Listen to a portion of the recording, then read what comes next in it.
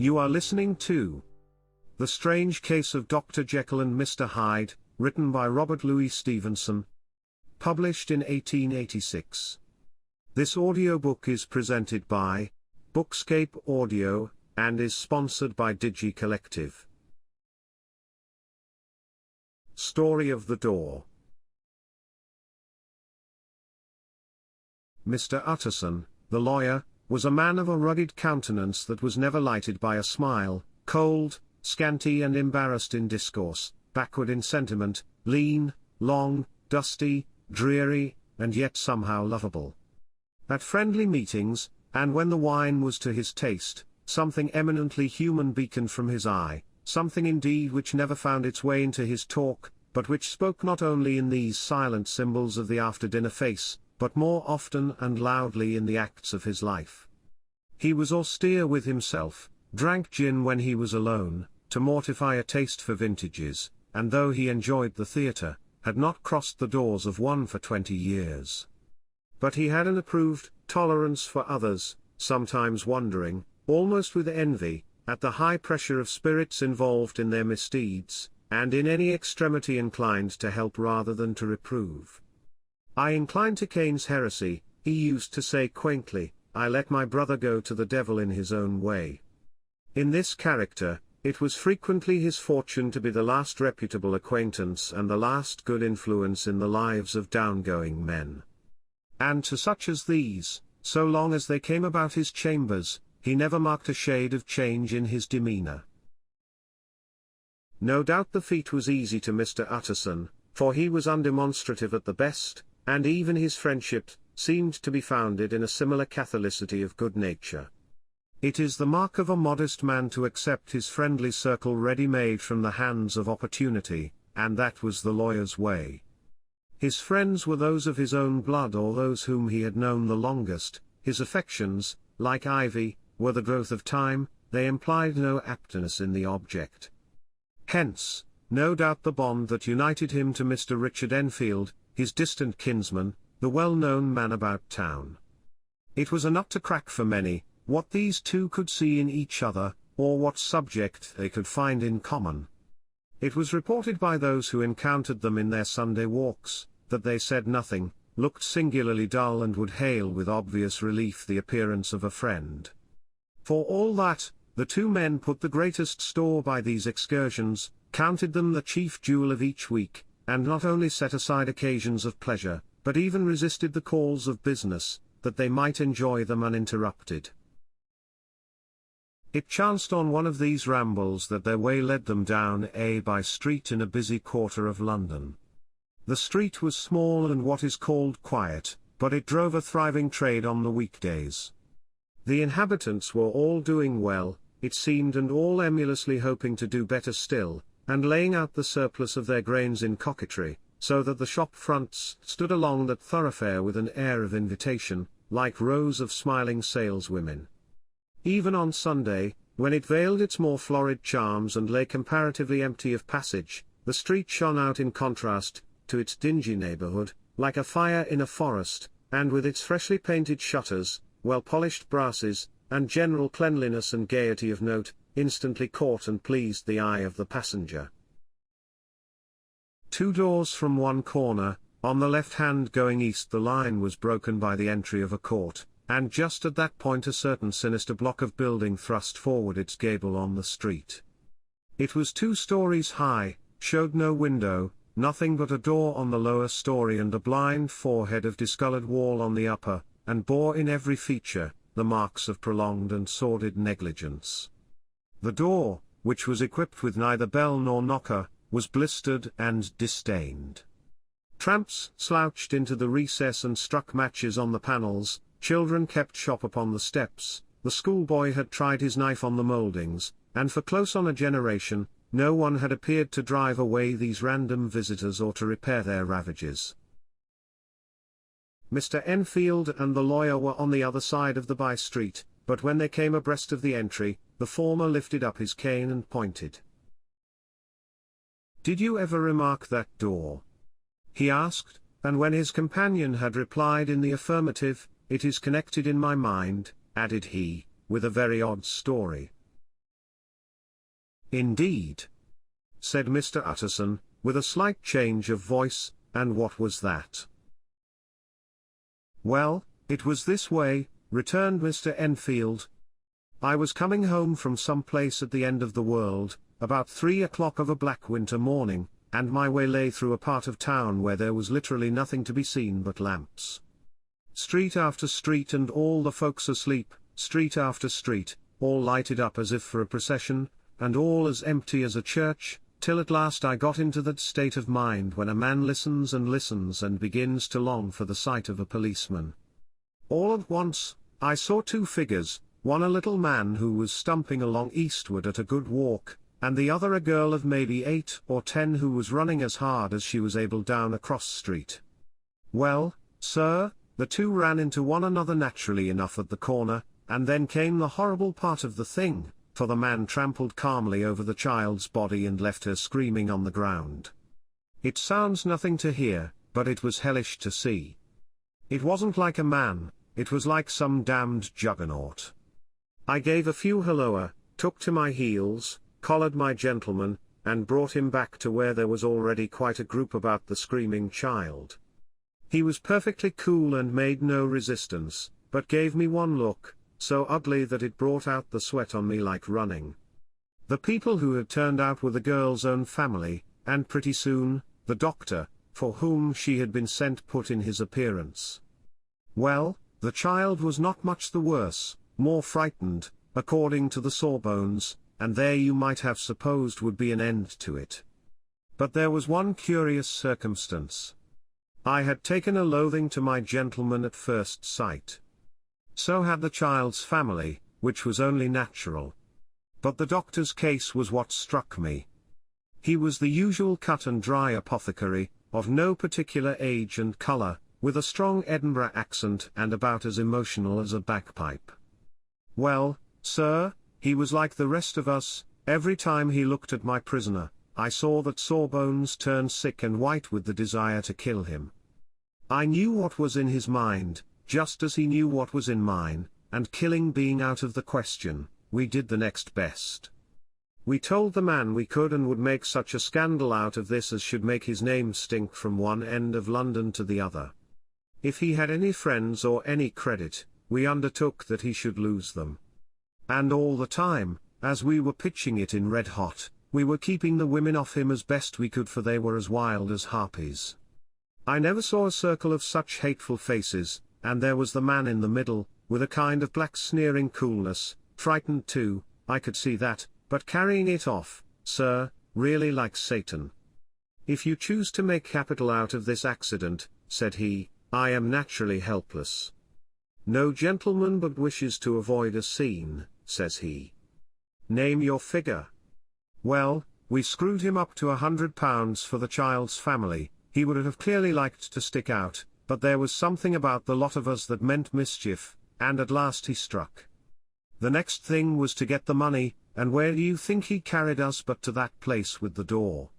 Whipped out a key, went in, and presently came back with the matter of £10 in gold and a cheque for the balance on Coates's, drawn payable to bearer and signed with a name that I can't mention, though it's one of the points of my story, but it was a name at least very well known and often printed. The figure was stiff, but the signature was good for more than that if it was only genuine. I took the liberty of pointing out to my gentleman that the whole business looked apocryphal, and that a man does not, in real life, walk into a cellar door at 4 in the morning and come out with another man's cheque for close upon £100. But he was quite easy and sneering.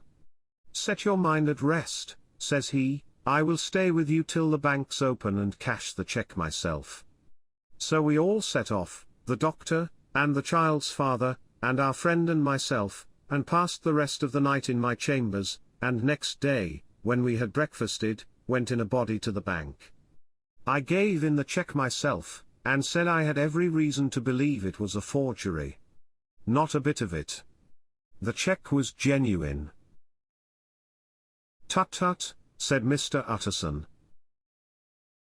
I see you feel as I do, said Mr. Enfield. Yes, it's a bad story. For my man was a fellow that nobody could have to do with, a really damnable man, and the person that drew the check is the very pink of the proprieties, celebrated too, and, what makes it worse, one of your fellows who do what they call good. Blackmail, I suppose, an honest man paying through the nose for some of the capers of his youth. Blackmail House is what I call the place with the door, in consequence. Though even that, you know, is far from explaining all, he added, and with the words fell into a vein of musing.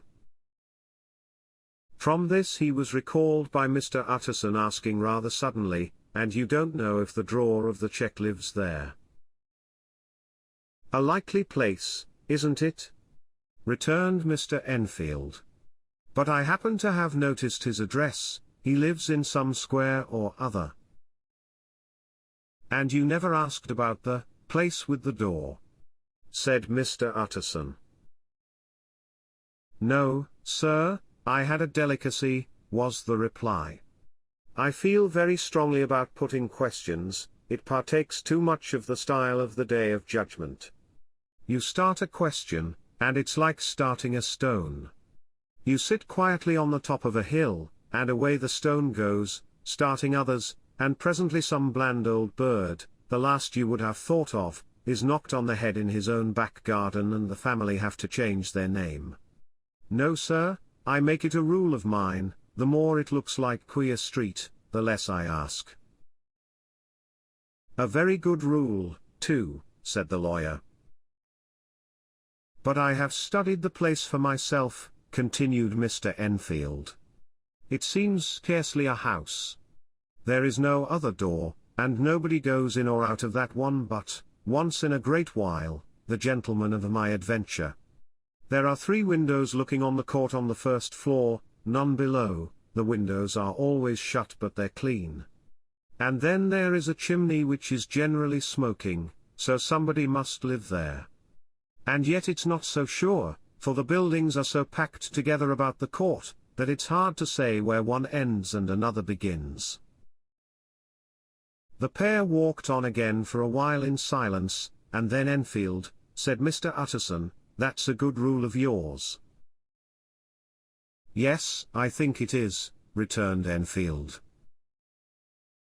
"But for all that," continued the lawyer, "there's one point I want to ask.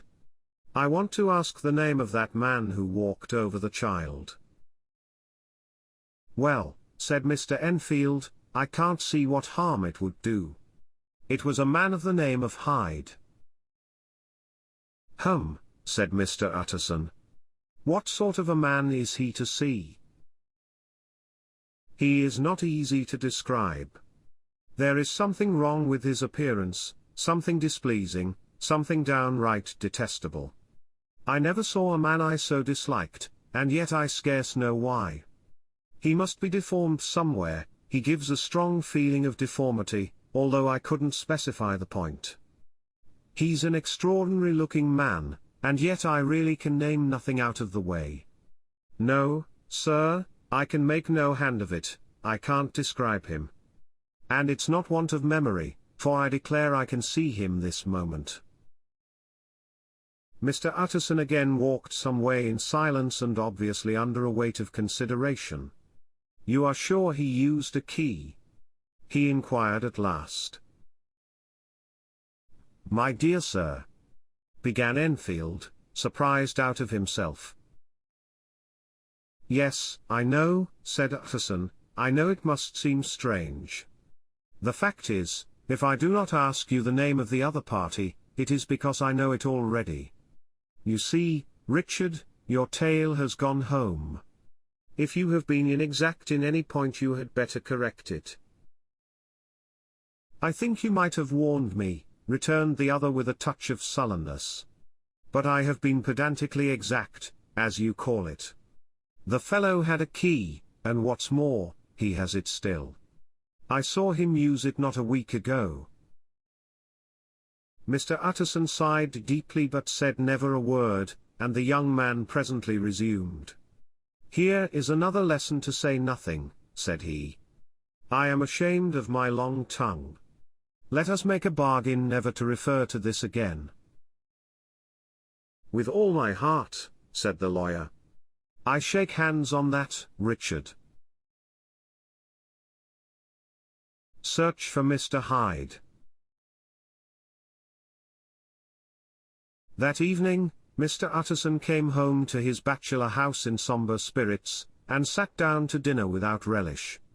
It was his custom of a Sunday, when this meal was over, to sit close by the fire, a volume of some dry divinity on his reading desk, until the clock of the neighboring church rang out the hour of 12, when he would go soberly and gratefully to bed.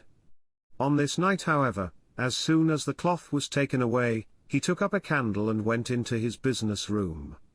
There he opened his safe, took from the most private part of it a document endorsed on the envelope as Dr. Jekyll's will, and sat down with a clouded brow to study its contents. The will was holograph, for Mr. Utterson, though he took charge of it now that it was made, had refused to lend the least assistance in the making of it. It provided not only that, in case of the decease of Henry Jekyll, M.D., D.C.L., LL.D., F.R.S., etc., all his possessions were to pass into the hands of his friend and benefactor Edward Hyde, but that in case of Dr. Jekyll's disappearance or unexplained absence for any period exceeding 3 calendar months, the said Edward Hyde should step into the said Henry Jekyll's shoes without further delay and free from any burthen or obligation beyond the payment of a few small sums to the members of the doctor's household. This document had long been the lawyer's eyesore. It offended him both as a lawyer and as a lover of the sane and customary sides of life, to whom the fanciful was the immodest. And hitherto it was his ignorance of Mr. Hyde that had swelled his indignation. Now, by a sudden turn, it was his knowledge. It was already bad enough when the name was but a name of which he could learn no more. It was worse when it began to be clothed upon with detestable attributes, and out of the shifting, insubstantial mists that had so long baffled his eye, there leapt up the sudden, definite presentment of a fiend. "I thought it was madness," he said, as he replaced the obnoxious paper in the safe, "and now I begin to fear it is disgrace." With that, he blew out his candle, put on a greatcoat, and set forth in the direction of Cavendish Square, that citadel of medicine, where his friend, the great Dr. Lanyon, had his house and received his crowding patients. If anyone knows, it will be Lanyon, he had thought. The solemn butler knew and welcomed him. He was subjected to no stage of delay, but ushered direct from the door to the dining room where Dr. Lanyon sat alone over his wine. This was a hearty, healthy, dapper, red-faced gentleman, with a shock of hair prematurely white, and a boisterous and decided manner. At sight of Mr. Utterson, he sprang up from his chair and welcomed him with both hands. The geniality, as was the way of the man, was somewhat theatrical to the eye, but it reposed on genuine feeling. For these two were old friends, old mates both at school and college, both thorough respecters of themselves and of each other, and what does not always follow, men who thoroughly enjoyed each other's company. After a little rambling talk, the lawyer led up to the subject which so disagreeably preoccupied his mind. "I suppose, Lanyon," said he, "you and I must be the two oldest friends that Henry Jekyll has." "I wish the friends were younger," chuckled Dr. Lanyon. "But I suppose we are. And what of that? I see little of him now." "Indeed," said Utterson. "I thought you had a bond of common interest." "We had," was the reply. "But it is more than 10 years since Henry Jekyll became too fanciful for me. He began to go wrong in mind, and though of course I continue to take an interest in him for old sake's sake, as they say, I see and I have seen devilish little of the man. Such unscientific balderdash," added the doctor, flushing suddenly purple, "would have estranged Damon and Pythias." This little spirit of temper was somewhat of a relief to Mr. Utterson. They have only differed on some point of science, he thought, and being a man of no scientific passions, except in the matter of conveyancing, he even added, it is nothing worse than that. He gave his friend a few seconds to recover his composure, and then approached the question he had come to put. "Did you ever come across a protégé of his? One, Hyde?" he asked. "Hyde?"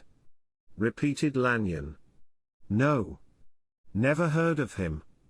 Since my time." That was the amount of information that the lawyer carried back with him to the great, dark bed on which he tossed to and fro, until the small hours of the morning began to grow large. It was a night of little ease to his toiling mind, toiling in mere darkness and besieged by questions. 6 o'clock struck on the bells of the church that was so conveniently near to Mr. Utterson's dwelling, and still he was digging at the problem. Hitherto it had touched him on the intellectual side alone, but now his imagination also was engaged, or rather enslaved, and as he lay and tossed in the gross darkness of the night and the curtained room, Mr. Enfield's tale went by before his mind in a scroll of lighted pictures. He would be aware of the great field of lamps of a nocturnal city, then of the figure of a man walking swiftly, then of a child running from the doctor's, and then these met, and that human juggernaut trod the child down and passed on regardless of her screams. Or else he would see a room in a rich house, where his friend lay asleep, dreaming and smiling at his dreams, and then the door of that room would be opened, the curtains of the bed plucked apart, the sleeper recalled, and lo! there would stand by his side a figure to whom power was given, and even at that dead hour, he must rise and do its bidding. The figure in these two phases haunted the lawyer all night, and if at any time he dozed over, it was but to see it glide more stealthily through sleeping houses, or move the more swiftly and still the more swiftly, even to dizziness, through wider labyrinths of lamplighted city, and at every street corner crush a child and leave her screaming. And still the figure had no face by which he might know it, even in his dreams it had no face, or one that baffled him and melted before his eyes, and thus it was that there sprang up and grew apace in the lawyer's mind a singularly strong, almost an inordinate, curiosity to behold the features of the real Mr. Hyde. If he could but once set eyes on him, he thought the mystery would lighten and perhaps roll altogether away, as was the habit of mysterious things when well examined. He might see a reason for his friend's strange preference or bondage, call it which you please, and even for the startling clause of the will. At least it would be a face worth seeing, the face of a man who was without bowels of mercy, a face which had but to show itself to raise up, in the mind of the unimpressionable Enfield, a spirit of enduring hatred. From that time forward, Mr. Utterson began to haunt the door in the by-street of shops. In the morning before office hours, at noon when business was plenty and time scarce, at night under the face of the fogged city moon, by all lights and at all hours of solitude or concourse, the lawyer was to be found on his chosen post. If he be Mr. Hyde, he had thought, I shall be Mr. Seek. And at last his patience was rewarded. It was a fine dry night, frost in the air, the streets as clean as a ballroom floor, the lamps, unshaken by any wind, drawing a regular pattern of light and shadow. By 10 o'clock, when the shops were closed, the by-street was very solitary and, in spite of the low growl of London from all round, very silent. Small sounds carried far, domestic sounds out of the houses were clearly audible on either side of the roadway, and the rumour of the approach of any passenger preceded him by a long time. Mr. Utterson had been some minutes at his post, when he was aware of an odd light footstep drawing near. In the course of his nightly patrols, he had long grown accustomed to the quaint effect with which the footfalls of a single person, while he is still a great way off, suddenly spring out distinct from the vast hum and clatter of the city. Yet his attention had never before been so sharply and decisively arrested, and it was with a strong, superstitious prevision of success that he withdrew into the entry of the court. The steps drew swiftly nearer, and swelled out suddenly louder as they turned the end of the street. The lawyer, looking forth from the entry, could soon see what manner of man he had to deal with. He was small and very plainly dressed, and the look of him, even at that distance, went somehow strongly against the watcher's inclination. But he made straight for the door, crossing the roadway to save time, and as he came, he drew a key from his pocket like one approaching home. Mr. Utterson stepped out and touched him on the shoulder as he passed. "Mr. Hyde, I think." Mr. Hyde shrank back with a hissing intake of the breath. But his fear was only momentary, and though he did not look the lawyer in the face, he answered coolly enough, "That is my name. What do you want?" "I see you are going in," returned the lawyer. "I am an old friend of Dr. Jekyll's, Mr. Utterson of Gaunt Street. You must have heard of my name, and meeting you so conveniently, I thought you might admit me." "You will not find Dr. Jekyll, he is from home," replied Mr. Hyde, blowing in the key. And then suddenly, but still without looking up, "How did you know me?" he asked. "On your side," said Mr. Utterson. "Will you do me a favor?" "With pleasure," replied the other. "What shall it be?" "Will you let me see your face?" asked the lawyer. Mr. Hyde appeared to hesitate, and then, as if upon some sudden reflection, fronted about with an air of defiance, and the pair stared at each other pretty fixedly for a few seconds. "Now I shall know you again," said Mr. Utterson. "It may be useful." "Yes," returned Mr. Hyde, "it is as well we have met, and, apropos, you should have my address." And he gave a number of a street in Soho. "Good God!" thought Mr. Utterson, "can he, too, have been thinking of the will?" But he kept his feelings to himself, and only grunted in acknowledgment of the address. "And now," said the other, "how did you know me?" "By description," was the reply. "Whose description?" "We have common friends," said Mr. Utterson. "Common friends," echoed Mr. Hyde, a little hoarsely. "Who are they?" "Jekyll, for instance," said the lawyer. "He never told you?" cried Mr. Hyde, with a flush of anger. "I did not think you would have lied." "Come," said Mr. Utterson, "that is not fitting language." The other snarled aloud into a savage laugh, and the next moment, with extraordinary quickness, he had unlocked the door and disappeared into the house. The lawyer stood a while when Mr. Hyde had left him, the picture of disquietude. Then he began slowly to mount the street, pausing every step or two and putting his hand to his brow like a man in mental perplexity. The problem he was thus debating as he walked, was one of a class that is rarely solved. Mr. Hyde was pale and dwarfish, he gave an impression of deformity without any nameable malformation, he had a displeasing smile, he had borne himself to the lawyer with a sort of murderous mixture of timidity and boldness, and he spoke with a husky, whispering and somewhat broken voice. All these were points against him, but not all of these together could explain the hitherto unknown disgust, loathing and fear with which Mr. Utterson regarded him. "There must be something else," said the perplexed gentleman. "There is something more, if I could find a name for it. God bless me, the man seems hardly human. Something troglodytic, shall we say? Or can it be the old story of Dr. Fell? Or is it the mere radiance of a foul soul that thus transpires through, and transfigures, its clay continent? The last, I think, for, oh my poor old Harry Jekyll, if ever I read Satan's signature upon a face, it is on that of your new friend." Round the corner from the by-street, there was a square of ancient, handsome houses, now for the most part decayed from their high estate and let in flats and chambers to all sorts and conditions of men. Map engravers, architects, shady lawyers and the agents of obscure enterprises.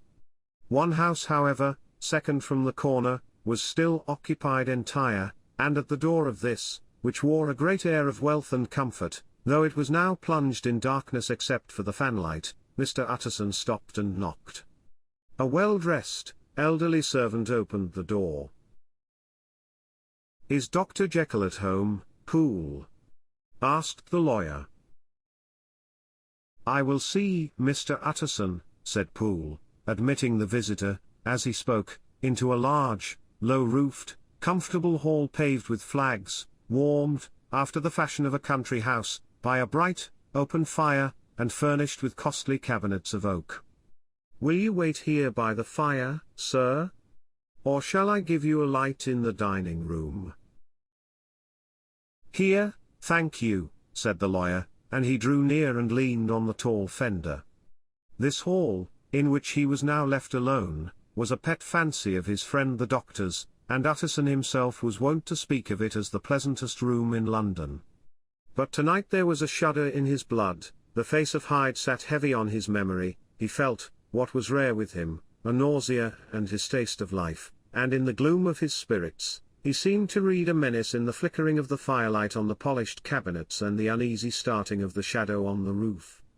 He was ashamed of his relief, when Poole presently returned to announce that Dr. Jekyll was gone out.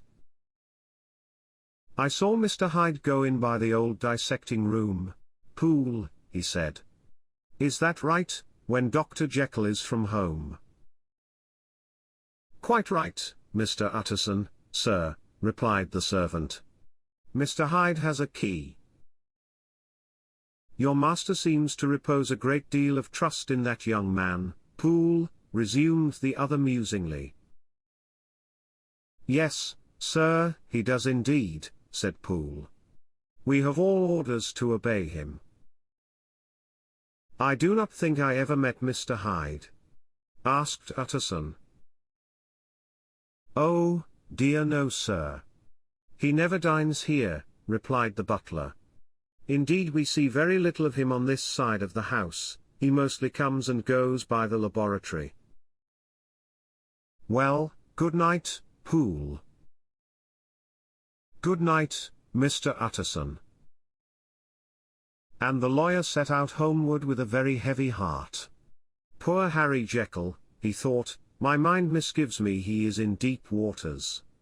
He was wild when he was young, a long while ago to be sure, but in the law of God, there is no statute of limitations. It must be that, the ghost of some old sin, the cancer of some concealed disgrace, punishment coming. Pede Claudo. Years after memory has forgotten and self-love condoned the fault." And the lawyer, scared by the thought, brooded a while on his own past, groping in all the corners of memory, lest by chance some jack-in-the-box of an old iniquity should leap to light there. His past was fairly blameless, few men could read the rolls of their life with less apprehension, yet he was humbled to the dust by the many ill things he had done, and raised up again into a sober and fearful gratitude by the many he had come so near to doing yet avoided. And then by a return on his former subject, he conceived a spark of hope. This Master Hyde, if he was studied, thought he, must have secrets of his own, black secrets, by the look of him, secrets compared to which poor Jekyll's worst would be like sunshine. Things cannot continue as they are. It turns me cold to think of this creature stealing like a thief to Harry's bedside. Poor Harry, what awakening! And the danger of it, for if this Hyde suspects the existence of the will, he may grow impatient to inherit. I must put my shoulders to the wheel. If Jekyll will but let me, he added, if Jekyll will only let me. For once more he saw before his mind's eye, as clear as transparency, the strange clauses of the will. Dr. Jekyll was quite at ease. A fortnight later, by excellent good fortune, the doctor gave one of his pleasant dinners to some 5 or 6 old cronies, all intelligent, reputable men, and all judges of good wine. And Mr. Utterson so contrived that he remained behind after the others had departed.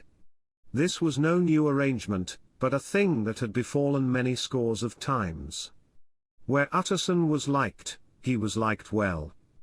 Hosts loved to detain the dry lawyer, when the light-hearted and loose-tongued had already their foot on the threshold. They liked to sit a while in his unobtrusive company, practicing for solitude, sobering their minds in the man's rich silence after the expense and strain of gaiety. To this rule, Dr. Jekyll was no exception, and as he now sat on the opposite side of the fire, a large, well-made, smooth-faced man of 50, with something of a slyish cast perhaps, but every mark of capacity and kindness, you could see by his looks that he cherished for Mr. Utterson a sincere and warm affection. "I have been wanting to speak to you, Jekyll," began the latter. "You know that will of yours." A close observer might have gathered that the topic was distasteful, but the doctor carried it off gaily. "My poor Utterson," said he, "you are unfortunate in such a client. I never saw a man so distressed as you were by my will, unless it were that hide-bound pedant, Lanyon, at what he called my scientific heresies. Oh, I know he's a good fellow, you needn't frown, an excellent fellow, and I always mean to see more of him, but a hide-bound pedant for all that, an ignorant, blatant pedant. I was never more disappointed in any man than Lanyon." "You know I never approved of it," pursued Utterson, ruthlessly disregarding the fresh topic. "My will. Yes, certainly, I know that," said the doctor, a trifle sharply. "You have told me so." "Well, I tell you so again," continued the lawyer. "I have been learning something of young Hyde." The large handsome face of Dr. Jekyll grew pale to the very lips, and there came a blackness about his eyes. "I do not care to hear more," said he. "This is a matter I thought we had agreed to drop." "What I heard was abominable," said Utterson. "It can make no change. You do not understand my position," returned the doctor, with a certain incoherency of manner.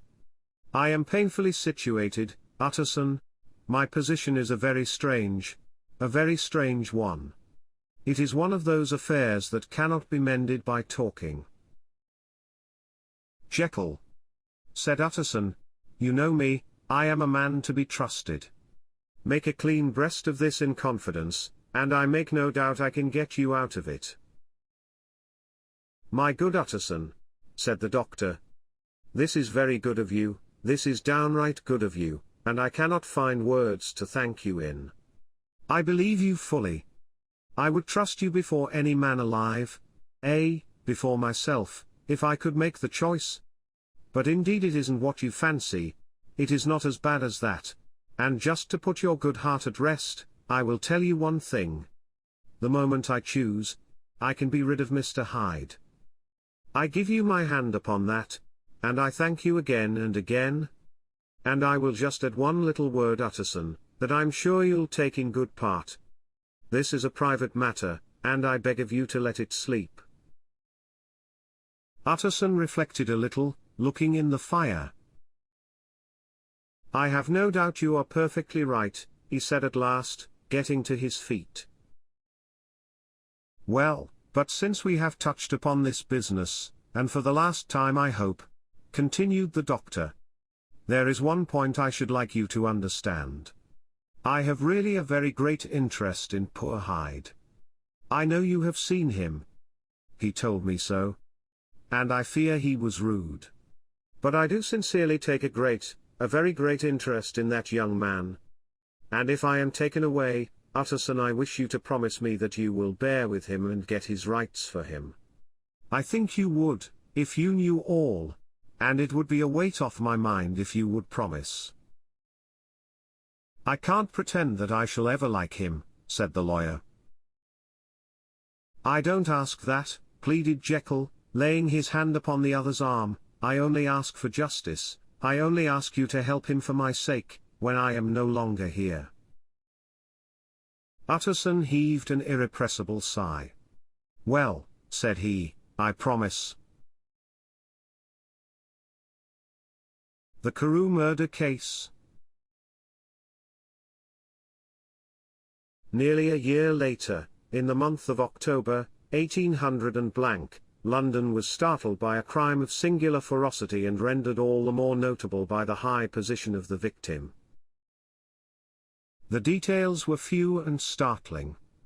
A maid-servant living alone in a house not far from the river, had gone upstairs to bed about 11. Although a fog rolled over the city in the small hours, the early part of the night was cloudless, and the lane, which the maid's window overlooked, was brilliantly lit by the full moon. It seems she was romantically given, for she sat down upon her box, which stood immediately under the window, and fell into a dream of musing. Never, she used to say, with streaming tears, when she narrated that experience, never had she felt more at peace with all men or thought more kindly of the world.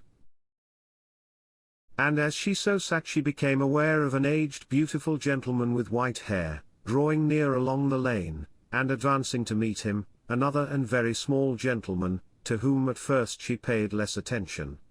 When they had come within speech, which was just under the maid's eyes, the older man bowed and accosted the other with a very pretty manner of politeness.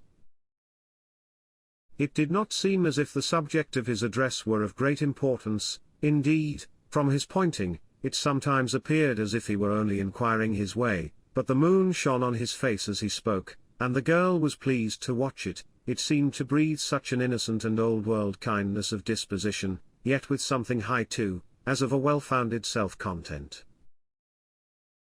Presently her eye wandered to the other, and she was surprised to recognize in him a certain Mr. Hyde, who had once visited her master and for whom she had conceived a dislike. He had in his hand a heavy cane, with which he was trifling, but he answered never a word, and seemed to listen with an ill-contained impatience. And then all of a sudden he broke out in a great flame of anger, stamping with his foot, brandishing the cane, and carrying on, as the maid described it, like a madman. The old gentleman took a step back, with the air of one very much surprised and a trifle hurt, and at that, Mr. Hyde broke out of all bounds and clubbed him to the earth. And next moment, with ape-like fury, he was trampling his victim underfoot, and hailing down a storm of blows, under which the bones were audibly shattered and the body jumped upon the roadway. At the horror of these sights and sounds, the maid fainted. It was 2 o'clock when she came to herself and called for the police. The murderer was gone long ago, but there lay his victim in the middle of the lane, incredibly mangled. The stick with which the deed had been done, although it was of some rare and very tough and heavy wood, had broken in the middle under the stress of this insensate cruelty, and one splintered half had rolled in the neighboring gutter, the other, without doubt, had been carried away by the murderer. A purse and gold watch were found upon the victim, but no cards or papers, except a sealed and stamped envelope, which he had been probably carrying to the post, and which bore the name and address of Mr. Utterson. This was brought to the lawyer the next morning, before he was out of bed, and he had no sooner seen it and been told the circumstances, than he shot out a solemn lip. "I shall say nothing till I have seen the body," said he. "This may be very serious. Have the kindness to wait while I dress." And with the same grave countenance he hurried through his breakfast and drove to the police station, whither the body had been carried. As soon as he came into the cell, he nodded. "Yes," said he, "I recognize him. I am sorry to say that this is Sir Danvers Carew." "Good God, sir!" exclaimed the officer, "is it possible?" And the next moment his eye lighted up with professional ambition. "This will make a deal of noise," he said. "And perhaps you can help us to the man." And he briefly narrated what the maid had seen, and showed the broken stick. Mr. Utterson had already quailed at the name of Hyde. But when the stick was laid before him, he could doubt no longer. Broken and battered as it was, he recognized it for one that he had himself presented many years before to Henry Jekyll. "Is this Mr. Hyde a person of small stature?" he inquired. "Particularly small and particularly wicked-looking, is what the maid calls him," said the officer. Mr. Utterson reflected, and then, raising his head, "If you will come with me in my cab," he said, "I think I can take you to his house." It was by this time about 9 in the morning, and the first fog of the season. A great chocolate-colored pall lowered over heaven, but the wind was continually charging and rooting these embattled vapors, so that as the cab crawled from street to street, Mr. Utterson beheld a marvelous number of degrees and hues of twilight. For here it would be dark like the back end of evening, and there would be a glow of a rich, lurid brown, like the light of some strange conflagration, and here, for a moment, the fog would be quite broken up, and a haggard shaft of daylight would glance in between the swirling wreaths. The dismal quarter of Soho seen under these changing glimpses, with its muddy ways, and slatternly passengers, and its lamps, which had never been extinguished or had been kindled afresh to combat this mournful re-invasion of darkness, seemed, in the lawyer's eyes, like a district of some city in a nightmare. The thoughts of his mind, besides, were of the gloomiest dye, and when he glanced at the companion of his drive, he was conscious of some touch of that terror of the law and the law's officers, which may at times assail the most honest. As the cab drew up before the address indicated, the fog lifted a little and showed him a dingy street, a gin palace, a low French eating house, a shop for the retail of penny numbers and twopenny salads, many ragged children huddled in the doorways, and many women of many different nationalities passing out, key in hand, to have a morning glass. And the next moment the fog settled down again upon that part, as brown as umber, and cut him off from his blackguardly surroundings. This was the home of Henry Jekyll's favourite, of a man who was heir to £250,000 sterling. An ivory-faced and silvery-haired old woman opened the door. She had an evil face, smoothed by hypocrisy, but her manners were excellent. Yes, she said, this was Mr. Hyde's, but he was not at home. He had been in that night very late, but he had gone away again in less than an hour. There was nothing strange in that. His habits were very irregular, and he was often absent. For instance, it was nearly 2 months since she had seen him till yesterday. Very well then, we wish to see his rooms, said the lawyer. And when the woman began to declare it was impossible, I had better tell you who this person is, he added. This is Inspector Newcomen of Scotland Yard. A flash of odious joy appeared upon the woman's face. Ah, said she, he is in trouble. What has he done? Mr. Utterson and the inspector exchanged glances. He don't seem a very popular character, observed the latter. And now, my good woman, just let me and this gentleman have a look about us.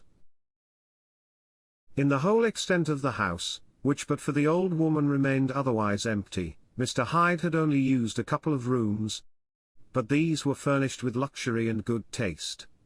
A closet was filled with wine, the plate was of silver, the napery elegant. A good picture hung upon the walls, a gift, as Utterson supposed, from Henry Jekyll, who was much of a connoisseur. And the carpets were of many plies and agreeable in colour. At this moment, however, the rooms bore every mark of having been recently and hurriedly ransacked. Clothes lay about the floor, with their pockets inside out, lock-fast drawers stood open, and on the hearth there lay a pile of grey ashes, as though many papers had been burned. From these embers the inspector disinterred the butt end of a green cheque-book, which had resisted the action of the fire. The other half of the stick was found behind the door, and as this clinched his suspicions, the officer declared himself delighted. A visit to the bank, where several £1,000s were found to be lying to the murderer's credit, completed his gratification. You may depend upon it, sir, he told Mr. Utterson. I have him in my hand. He must have lost his head, or he never would have left the stick or, above all, burned the cheque-book. Why, money's life to the man. We have nothing to do but wait for him at the bank, and get out the handbills. This last, however, was not so easy of accomplishment. For Mr. Hyde had numbered few familiars, even the master of the servant maid had only seen him twice. His family could nowhere be traced, he had never been photographed, and the few who could describe him differed widely, as common observers will. Only on one point were they agreed, and that was the haunting sense of unexpressed deformity with which the fugitive impressed his beholders. Incident of the letter. It was late in the afternoon, when Mr. Utterson found his way to Dr. Jekyll's door, where he was at once admitted by Poole, and carried down by the kitchen offices and across a yard which had once been a garden, to the building which was indifferently known as the laboratory or dissecting rooms. The doctor had bought the house from the heirs of a celebrated surgeon, and his own tastes being rather chemical than anatomical, had changed the destination of the block at the bottom of the garden.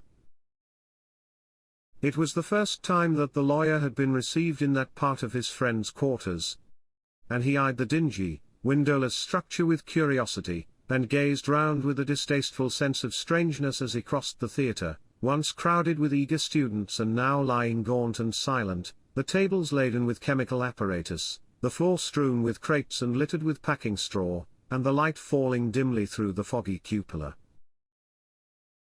At the further end, a flight of stairs mounted to a door covered with red baize, and through this, Mr. Utterson was at last received into the doctor's cabinet. It was a large room fitted round with glass presses, furnished, among other things, with a cheval glass and a business table, and looking out upon the court by 3 dusty windows barred with iron. A fire burned in the grate. A lamp was set lighted on the chimney shelf, for even in the houses the fog began to lie thickly. And there, close up to the warmth, sat Dr. Jekyll, looking deathly sick. He did not rise to meet his visitor, but held out a cold hand and bade him welcome in a changed voice. "And now," said Mr. Utterson, as soon as Poole had left them, "you have heard the news." The doctor shuddered. "They were crying it in the square," he said. "I heard them in my dining room." "One word," said the lawyer. "Carew was my client, but so are you, and I want to know what I am doing. You have not been mad enough to hide this fellow."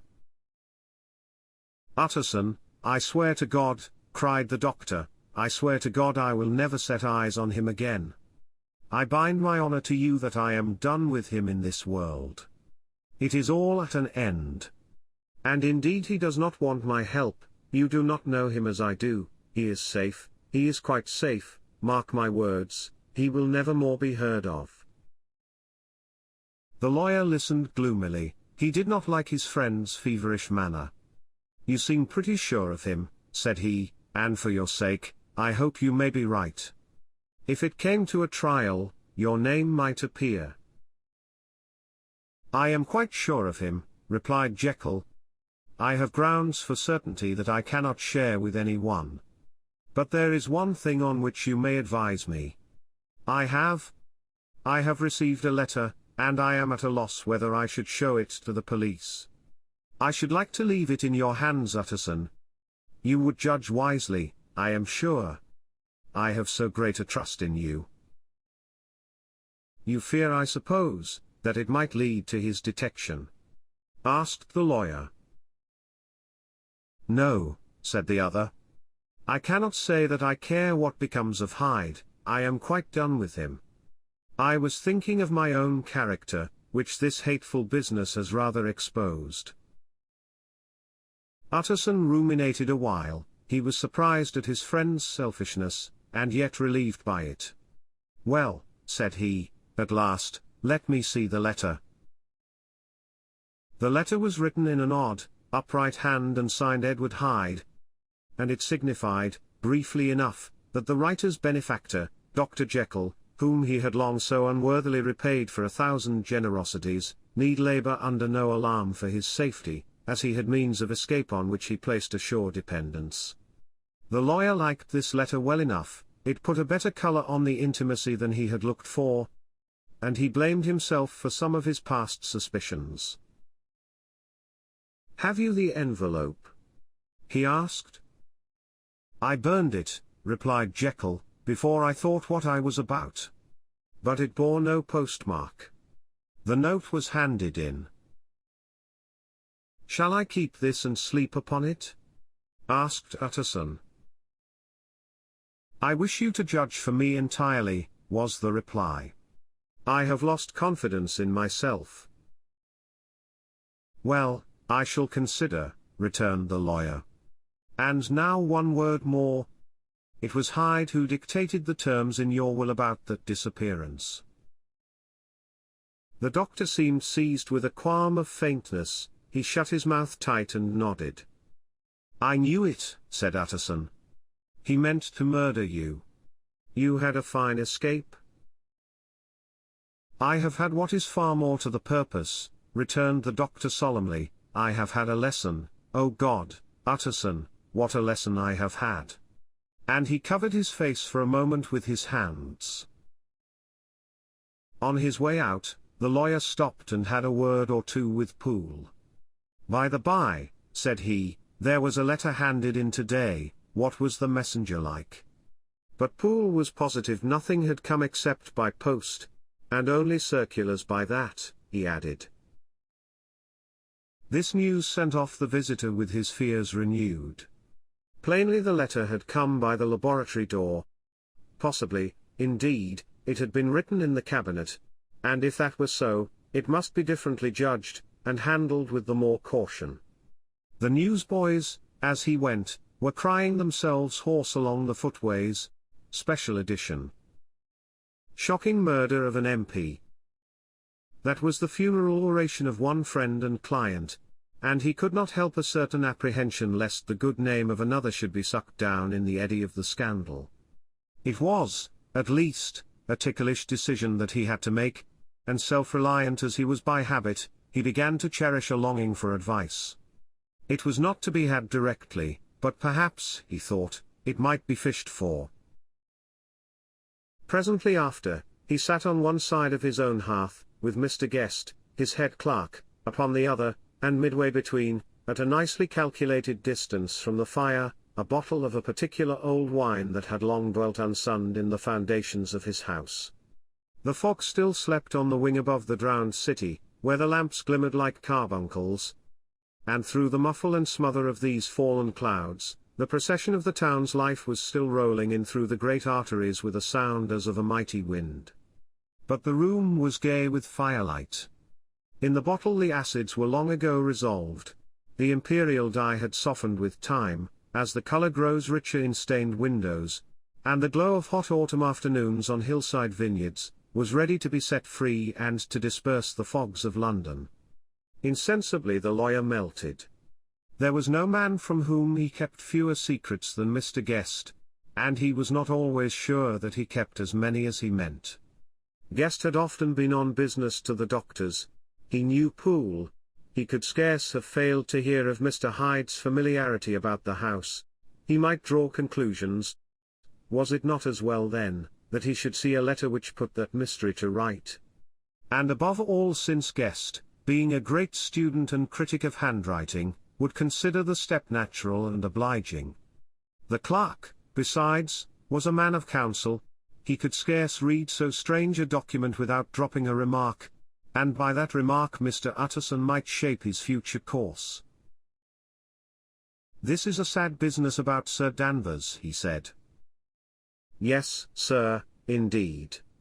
It has elicited a great deal of public feeling," returned Guest.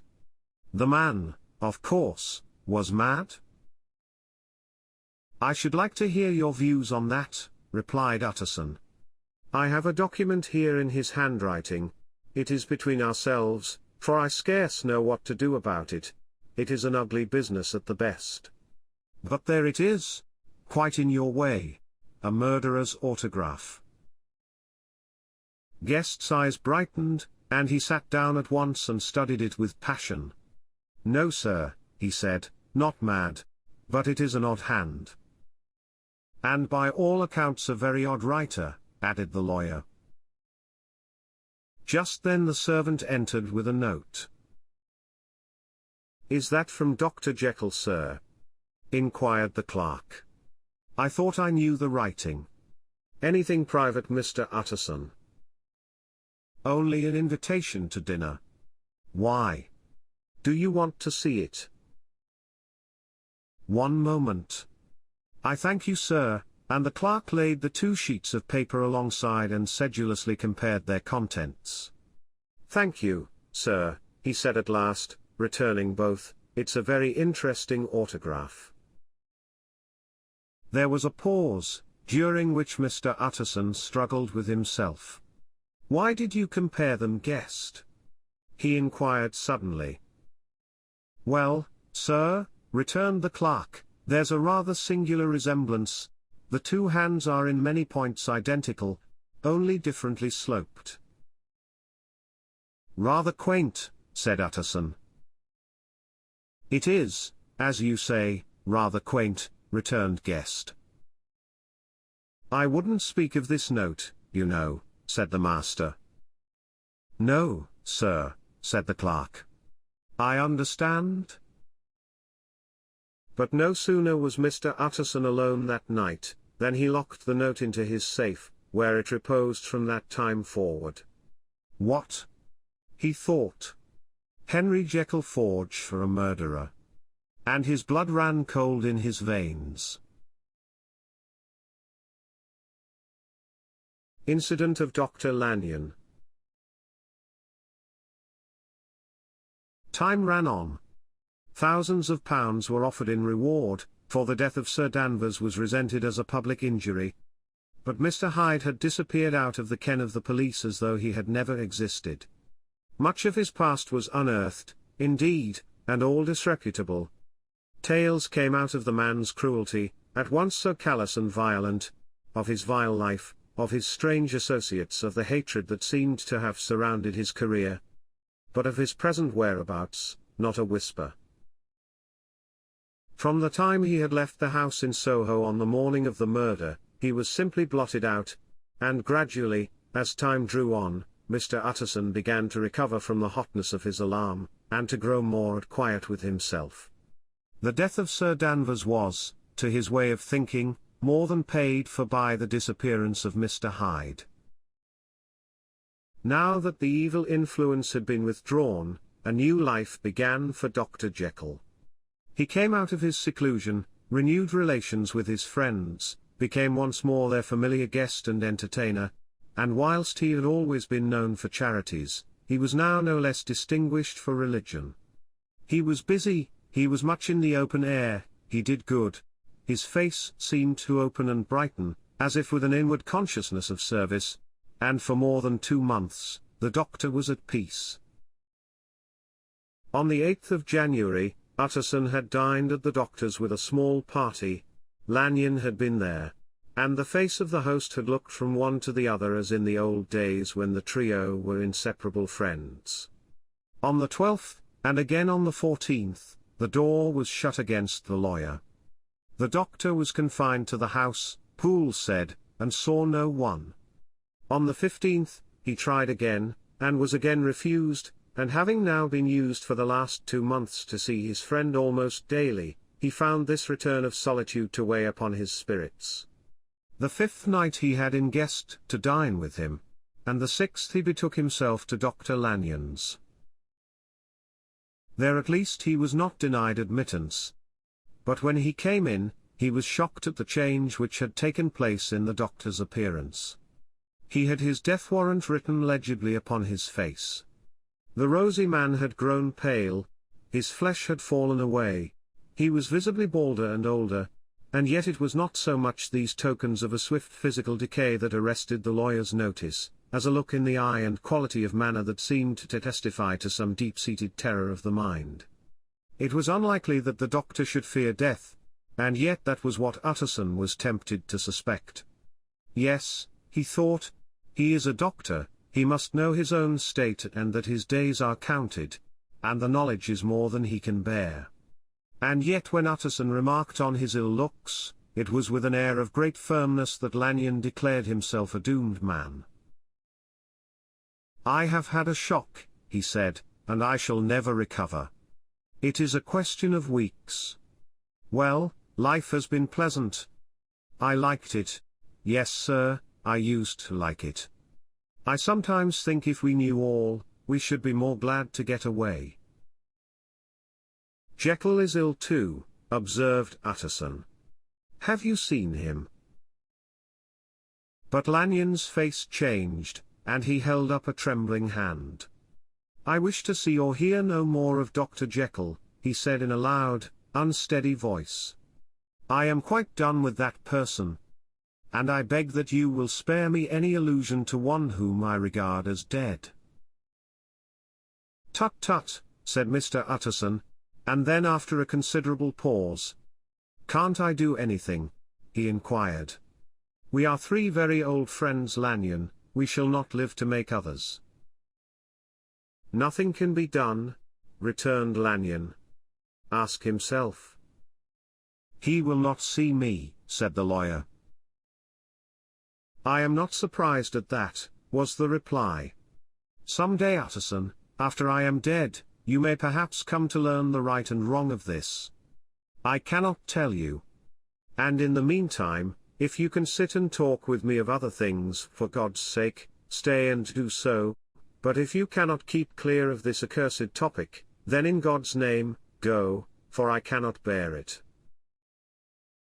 As soon as he got home, Utterson sat down and wrote to Jekyll, complaining of his exclusion from the house, and asking the cause of this unhappy break with Lanyon.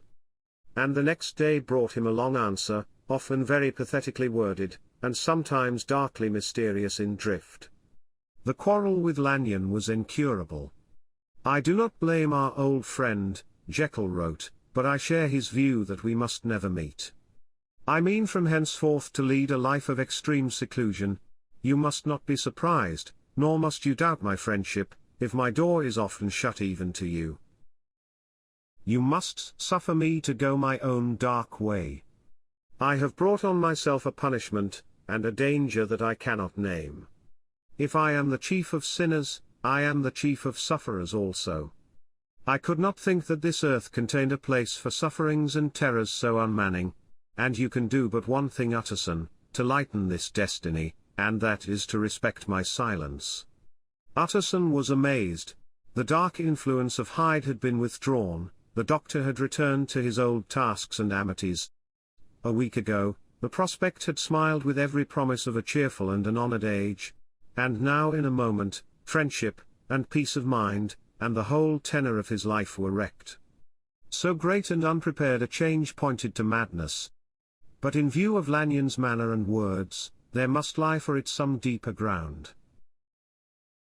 A week afterwards Dr. Lanyon took to his bed, and in something less than a fortnight he was dead.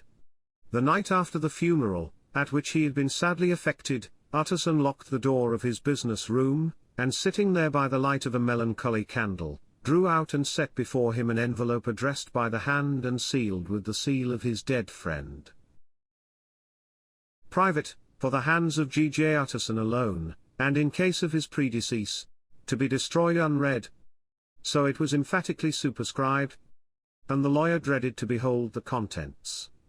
"I have buried one friend today," he thought, "what if this should cost me another?" And then he condemned the fear as a disloyalty, and broke the seal. Within there was another enclosure, likewise sealed, and marked upon the cover as not to be opened till the death or disappearance of Dr. Henry Jekyll. Utterson could not trust his eyes. Yes, it was disappearance. Here again, as in the mad will, which he had long ago restored to its author, here again were the idea of a disappearance and the name of Henry Jekyll bracketed. But in the will, that idea had sprung from the sinister suggestion of the man, Hyde. It was set there with a purpose all too plain and horrible. Written by the hand of Lanyon, what should it mean? A great curiosity came on the trustee, to disregard the prohibition and dive at once to the bottom of these mysteries, but professional honor and faith to his dead friend were stringent obligations, and the packet slept in the inmost corner of his private safe. It is one thing to mortify curiosity, another to conquer it. And it may be doubted if, from that day forth, Utterson desired the society of his surviving friend with the same eagerness. He thought of him kindly, but his thoughts were disquieted and fearful. He went to call indeed, but he was perhaps relieved to be denied admittance. Perhaps, in his heart, He preferred to speak with Poole upon the doorstep and surrounded by the air and sounds of the open city, rather than to be admitted into that house of voluntary bondage, and to sit and speak with its inscrutable recluse. Poole had indeed no very pleasant news to communicate. The doctor, it appeared, now more than ever confined himself to the cabinet over the laboratory, where he would sometimes even sleep. He was out of spirits, he had grown very silent, he did not read. It seemed as if he had something on his mind. Utterson became so used to the unvarying character of these reports, that he fell off little by little in the frequency of his visits. Incident at the window. It chanced on Sunday, when Mr. Utterson was on his usual walk with Mr. Enfield, that their way lay once again through the by-street, and that when they came in front of the door, both stopped to gaze on it. "Well," said Enfield, "that story's at an end at least. We shall never see more of Mr. Hyde." "I hope not," said Utterson. "Did I ever tell you that I once saw him, and shared your feeling of repulsion?" "It was impossible to do the one without the other," returned Enfield. "And by the way, what an ass you must have thought me, not to know that this was a back way to Dr. Jekyll's. It was partly your own fault that I found it out, even when I did." "So you found it out, did you?" said Utterson. "But if that be so, we may step into the court and take a look at the windows. To tell you the truth, I am uneasy about poor Jekyll, and even outside, I feel as if the presence of a friend might do him good." The court was very cool and a little damp, and full of premature twilight, although the sky, high up overhead, was still bright with sunset. The middle one of the three windows was halfway open, and sitting close beside it, taking the air with an infinite sadness of mien, like some disconsolate prisoner, Utterson saw Dr. Jekyll. "What, Jekyll?" he cried. "I trust you are better." "I am very low, Utterson," replied the doctor drearily, "very low. It will not last long, thank God." "You stay too much indoors," said the lawyer. "You should be out, whipping up the circulation like Mr. Enfield and me. This is my cousin, Mr. Enfield, Dr. Jekyll. Come now, get your hat and take a quick turn with us." "You are very good," sighed the other. "I should like to very much. But no, no, no, it is quite impossible. I dare not. But indeed, Utterson, I am very glad to see you. This is really a great pleasure. I would ask you and Mr. Enfield up, but the place is really not fit." "Why then," said the lawyer, good-naturedly, "the best thing we can do is to stay down here and speak with you from where we are." "That is just what I was about to venture to propose," returned the doctor with a smile. But the words were hardly uttered, before the smile was struck out of his face and succeeded by an expression of such abject terror and despair, as froze the very blood of the two gentlemen below. They saw it but for a glimpse, for the window was instantly thrust down. But that glimpse had been sufficient, and they turned and left the court without a word. In silence too, they traversed the by-street. And it was not until they had come into a neighbouring thoroughfare, where even upon a Sunday there were still some stirrings of life, that Mr. Utterson at last turned and looked at his companion. They were both pale, and there was an answering horror in their eyes. "God forgive us, said Mr. Utterson. But Mr. Enfield only nodded his head very seriously, and walked on once more in silence. The last night. Mr. Utterson was sitting by his fireside one evening after dinner, when he was surprised to receive a visit from Poole. "Bless me, Poole, what brings you here?" he cried. And then taking a second look at him, "What ails you?" he added, "is the doctor ill?" "Mr. Utterson," said the man, "there is something wrong." "Take a seat, and here is a glass of wine for you," said the lawyer. "Now, take your time, and tell me plainly what you want." "You know the doctor's way, sir," replied Poole, "and how he shuts himself up. Well, he's shut up again in the cabinet. And I don't like it, sir. I wish I may die if I like it. Mr. Utterson, sir, I'm afraid." "Now, my good man," said the lawyer, "be explicit. What are you afraid of?" "I've been afraid for about a week," returned Poole, doggedly disregarding the question, "and I can bear it no more." The man's appearance amply bore out his words. His manner was altered for the worse, and except for the moment when he had first announced his terror, he had not once looked the lawyer in the face. Even now, he sat with the glass of wine untasted on his knee, and his eyes directed to a corner of the floor. "I can bear it no more," he repeated. "Come," said the lawyer, "I see you have some good reason, Poole. I see there is something seriously amiss. Try to tell me what it is." "I think there's been foul play," said Poole, hoarsely. "Foul play?" cried the lawyer, a good deal frightened and rather inclined to be irritated in consequence. "What foul play? What does the man mean?" "I daren't say, sir," was the answer, "but will you come along with me and see for yourself?" Mr. Utterson's only answer was to rise and get his hat and greatcoat. But he observed with wonder the greatness of the relief that appeared upon the butler's face, and perhaps with no less, that the wine was still untasted when he set it down to follow. It was a wild, cold, seasonable night of March, with a pale moon, lying on her back as though the wind had tilted her, and flying wrack of the most diaphanous and lawny texture. The wind made talking difficult, and flecked the blood into the face. It seemed to have swept the streets unusually bare of passengers besides, for Mr. Utterson thought he had never seen that part of London so deserted. He could have wished it otherwise. Never in his life had he been conscious of so sharp a wish to see and touch his fellow creatures, for struggle as he might, there was borne in upon his mind a crushing anticipation of calamity. The square, when they got there, was full of wind and dust, and the thin trees in the garden were lashing themselves along the railing. Poole, who had kept all the way a pace or two ahead, now pulled up in the middle of the pavement, and in spite of the biting weather, took off his hat and mopped his brow with a red pocket-handkerchief. But for all the hurry of his coming, these were not the dews of exertion that he wiped away, but the moisture of some strangling anguish. For his face was white and his voice, when he spoke, harsh and broken. "Well, sir," he said, "here we are, and God grant there be nothing wrong."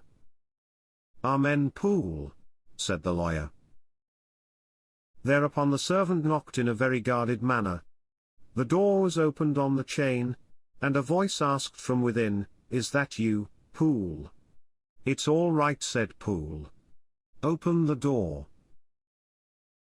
The hall, when they entered it, was brightly lighted up, the fire was built high, and about the hearth, the whole of the servants, men and women, stood huddled together like a flock of sheep. At the sight of Mr. Utterson, the housemaid broke into hysterical whimpering, and the cook, crying out "Bless God! It's Mr. Utterson," ran forward as if to take him in her arms. What? Are you all here?" said the lawyer peevishly. "Very irregular, very unseemly. Your master would be far from pleased." "They're all afraid," said Poole. Blank silence followed, no one protesting, only the maid lifted her voice and now wept loudly. "Hold your tongue," Poole said to her, with a ferocity of accent that testified to his own jangled nerves. And indeed, when the girl had so suddenly raised the note of her lamentation, they had all started and turned towards the inner door with faces of dreadful expectation. "And now," continued the butler, addressing the knife boy, reach me a candle, and we'll get this through hands at once." And then he begged Mr. Utterson to follow him, and led the way to the back garden. "Now, sir," said he, "you come as gently as you can. I want you to hear, and I don't want you to be heard. And see here, sir, if by any chance he was to ask you in, don't go." Mr. Utterson's nerves, at this unlooked-for termination, gave a jerk that nearly threw him from his balance. But he recollected his courage and followed the butler into the laboratory building through the surgical theatre, with its lumber of crates and bottles, to the foot of the stair.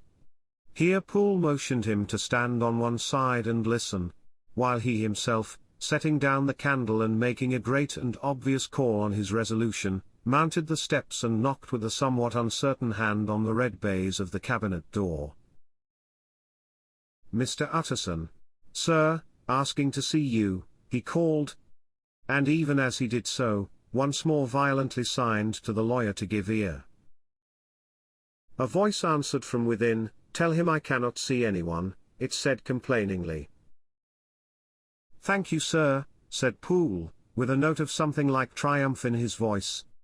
And taking up his candle, he led Mr. Utterson back across the yard and into the great kitchen, where the fire was out and the beetles were leaping on the floor. "Sir," he said, looking Mr. Utterson in the eyes, "was that my master's voice?" "It seems much changed," replied the lawyer, very pale, but giving look for look. "Changed? Well, yes, I think so," said the butler. "Have I been 20 years in this man's house, to be deceived about his voice? No, sir. Master's made away with. He was made away with 8 days ago, when we heard him cry out upon the name of God, and who's in there instead of him, and why it stays there, is a thing that cries to heaven, Mr. Utterson." "This is a very strange tale, Poole." "This is rather a wild tale, my man," said Mr. Utterson, biting his finger. "Suppose it were as you suppose, supposing Dr. Jekyll to have been, well, murdered. What could induce the murderer to stay? That won't hold water. It doesn't commend itself to reason." "Well, Mr. Utterson, you are a hard man to satisfy, but I'll do it yet," said Poole. "All this last week, you must know, him, or it, whatever it is that lives in that cabinet, has been crying night and day for some sort of medicine, and cannot get it to his mind. It was sometimes his way, the master's that is, to write his orders on a sheet of paper and throw it on the stair. We've had nothing else this week back. Nothing but papers, and a closed door, and the very meals left there to be smuggled in when nobody was looking. Well, sir, every day, and twice and thrice in the same day, there have been orders and complaints, and I have been sent flying to all the wholesale chemists in town. Every time I brought the stuff back, there would be another paper telling me to return it, because it was not pure, and another order to a different firm. This drug is wanted bitter bad, sir, whatever for." "Have you any of these papers?" asked Mr. Utterson. Poole felt in his pocket and handed out a crumpled note, which the lawyer, bending nearer to the candle, carefully examined. Its contents ran thus: "Dr. Jekyll presents his compliments to Messrs. Moore. He assures them that their last sample is impure and quite useless for his present purpose. In the year 1800 and blank, Dr. J purchased a somewhat large quantity from Messrs. M. He now begs them to search with most sedulous care, and should any of the same quality be left, forward it to him at once. Expense is no consideration. The importance of this to Dr. J can hardly be exaggerated." So far the letter had run composedly enough, but here with a sudden splutter of the pen, the writer's emotion had broken loose. "For God's sake," he added, "find me some of the old." "This is a strange note," said Mr. Utterson. And then sharply, "How do you come to have it open?" "The man at Moore's was main angry, sir, and he threw it back to me like so much dirt," returned Poole. This is unquestionably the doctor's hand, do you know?" resumed the lawyer. "I thought it looked like it," said the servant rather sulkily. And then, with another voice, "But what matters hand of right?" he said. "I've seen him." "Seen him," repeated Mr. Utterson. "Well?" "That's it," said Poole. "It was this way. I came suddenly into the theatre from the garden. It seems he has slipped out to look for this drug or whatever it is, for the cabinet door was open, and there he was at the far end of the room digging among the crates. He looked up when I came in, gave a kind of cry, and whipped upstairs into the cabinet. It was but for 1 minute that I saw him, but the hair stood upon my head like quills. Sir, if that was my master, why had he a mask upon his face? If it was my master, why did he cry out like a rat, and run from me? I have served him long enough. And then?" The man paused and passed his hand over his face. "These are all very strange circumstances," said Mr. Utterson, "but I think I begin to see daylight. Your master Poole is plainly seized with one of those maladies that both torture and deform the sufferer. Hence, for aught I know, the alteration of his voice, hence the mask and the avoidance of his friends, hence his eagerness to find this drug, by means of which the poor soul retains some hope of ultimate recovery. God grant that he be not deceived. There is my explanation. It is sad enough, Poole A, and appalling to consider, but it is plain and natural, hangs well together, and delivers us from all exorbitant alarms." "Sir," said the butler, turning to a sort of mottled pallor, "that thing was not my master, and there's the truth. My master," here he looked round him and began to whisper, "is a tall, fine build of a man, and this was more of a dwarf." Utterson attempted to protest. "Oh, sir," cried Poole, "do you think I do not know my master after 20 years? Do you think I do not know where his head comes to in the cabinet door, where I saw him every morning of my life? No, sir, that thing in the mask was never Dr. Jekyll. God knows what it was, but it was never Dr. Jekyll. And it is the belief of my heart that there was murder done." "Poole," replied the lawyer, "if you say that, it will become my duty to make certain. Much as I desire to spare your master's feelings, much as I am puzzled by this note which seems to prove him to be still alive, I shall consider it my duty to break in that door." "Ah, Mr. Utterson, that's talking," cried the butler. "And now comes the second question," resumed Utterson. "Who is going to do it?"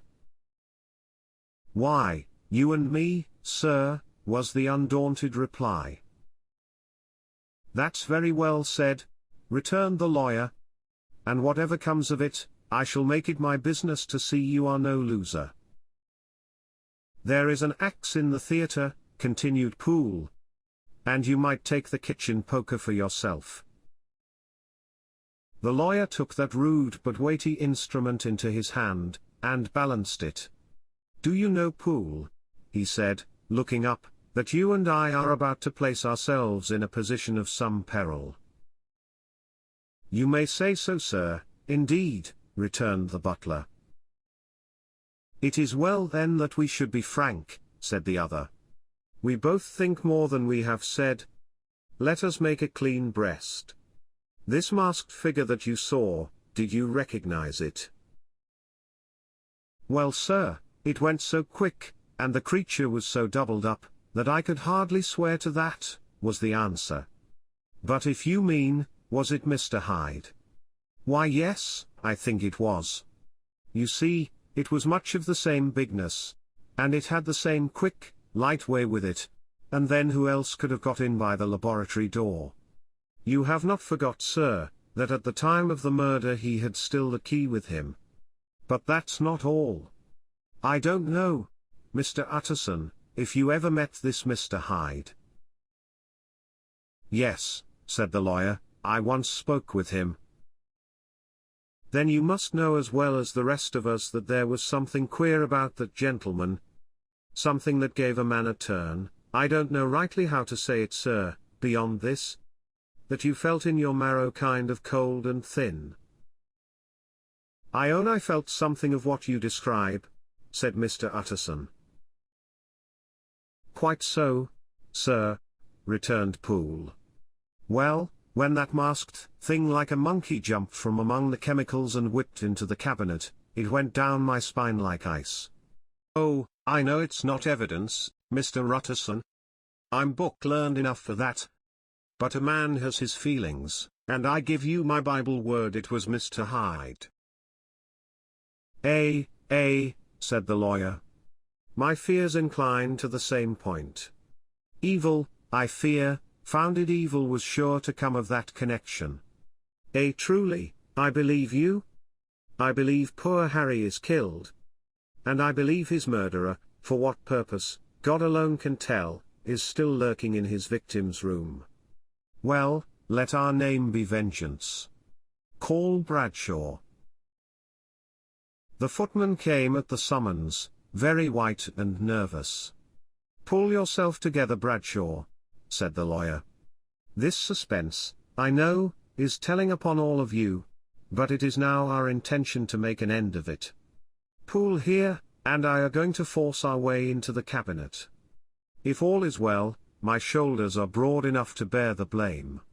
Meanwhile, lest anything should really be amiss, or any malefactor seek to escape by the back, you and the boy must go round the corner with a pair of good sticks and take your post at the laboratory door. We give you 10 minutes to get to your stations. As Bradshaw left, the lawyer looked at his watch. And now, Poole, let us get to ours, he said. And taking the poker under his arm, led the way into the yard. The scud had banked over the moon, and it was now quite dark. The wind, which only broke in puffs and draughts into the deep well of building, tossed the light of the candle to and fro about their steps, until they came into the shelter of the theatre, where they sat down silently to wait. London hummed solemnly all around. But nearer at hand, the stillness was only broken by the sounds of a footfall moving to and fro along the cabinet floor. So it will walk all day, sir, whispered Poole, and the better part of the night. Only when a new sample comes from the chemist, there's a bit of a break. Ah, it's an ill conscience that's such an enemy to rest. Ah, sir, there's blood foully shed in every step of it. But hark again, a little closer, put your heart in your ears, Mr. Utterson, and tell me, is that the doctor's foot? The steps fell lightly and oddly, with a certain swing, for all they went so slowly. It was different indeed from the heavy creaking tread of Henry Jekyll. Utterson sighed. Is there never anything else? He asked. Poole nodded. Once, he said. Once I heard it weeping. Weeping? How that? Said the lawyer, conscious of a sudden chill of horror. Weeping like a woman or a lost soul, said the butler. I came away with that upon my heart, that I could have wept too. But now the 10 minutes drew to an end. Poole disinterred the axe from under a stack of packing straw. The candle was set upon the nearest table to light them to the attack, and they drew near with bated breath to where that patient foot was still going up and down, in the quiet of the night. Jekyll, cried Utterson, with a loud voice. I demand to see you. He paused a moment, but there came no reply. I give you fair warning, our suspicions are aroused, and I must and shall see you, he resumed, if not by fair means, then by foul, if not of your consent, then by brute force. Utterson, said the voice, for God's sake, have mercy. Ah, that's not Jekyll's voice. It's Hyde's, cried Utterson. Down with the door, Poole. Poole swung the axe over his shoulder. The blow shook the building, and the red baize door leapt against the lock and hinges. A dismal screech, as of mere animal terror, rang from the cabinet. Up went the axe again, and again the panels crashed and the frame bounded. 4 times the blow fell, but the wood was tough and the fittings were of excellent workmanship. And it was not until the 5th, that the lock burst and the wreck of the door fell inwards on the carpet. The besiegers, appalled by their own riot and the stillness that had succeeded, stood back a little and peered in. There lay the cabinet before their eyes in the quiet lamplight, a good fire glowing and chattering on the hearth, the kettle singing its thin strain, a drawer or two open, papers neatly set forth on the business table, and nearer the fire, the things laid out for tea. The quietest room, you would have said, and but for the glazed presses full of chemicals, the most commonplace that night in London. Right in the middle there lay the body of a man sorely contorted and still twitching. They drew near on tiptoe, turned it on its back and beheld the face of Edward Hyde. He was dressed in clothes far too large for him, clothes of the doctor's bigness. The cords of his face still moved with a semblance of life, but life was quite gone, and by the crushed file in the hand and the strong smell of kernels that hung upon the air, Utterson knew that he was looking on the body of a self-destroyer. "We have come too late," he said sternly. "Whether to save or punish, Hyde is gone to his account. And it only remains for us to find the body of your master."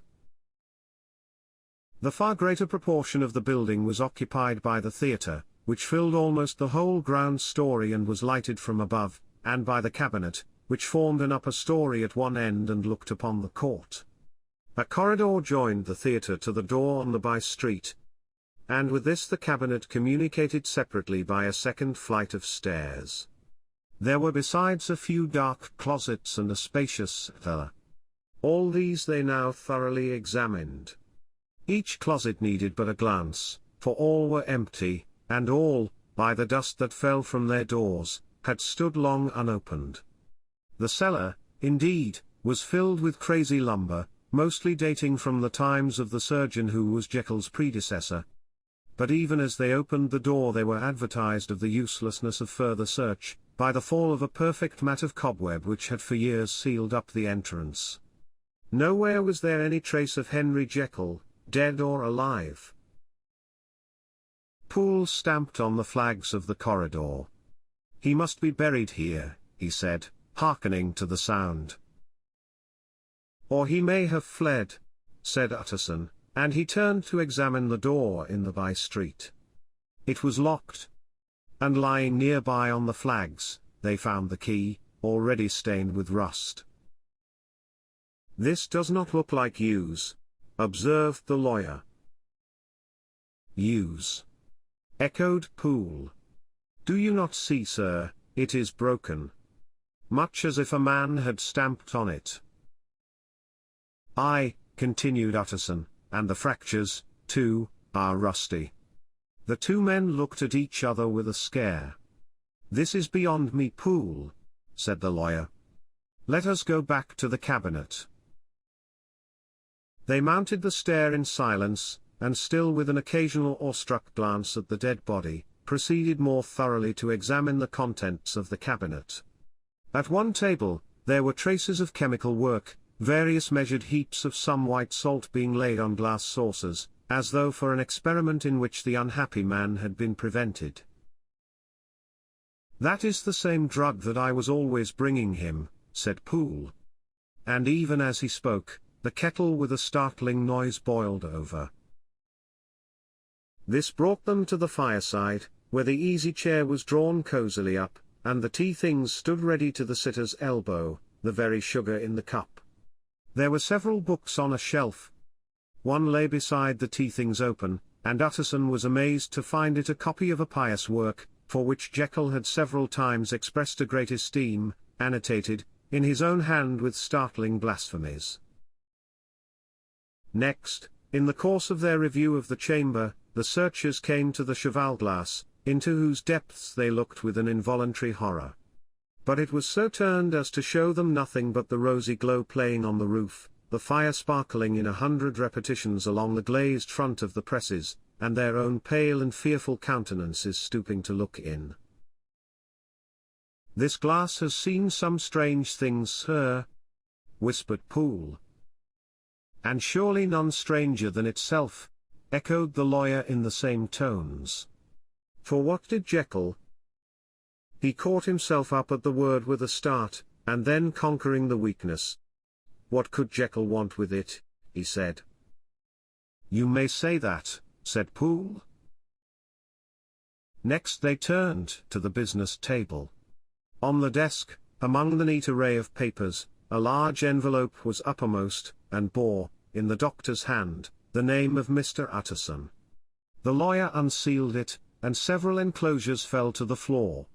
The first was a will, drawn in the same eccentric terms as the one which he had returned 6 months before, to serve as a testament in case of death and as a deed of gift in case of disappearance.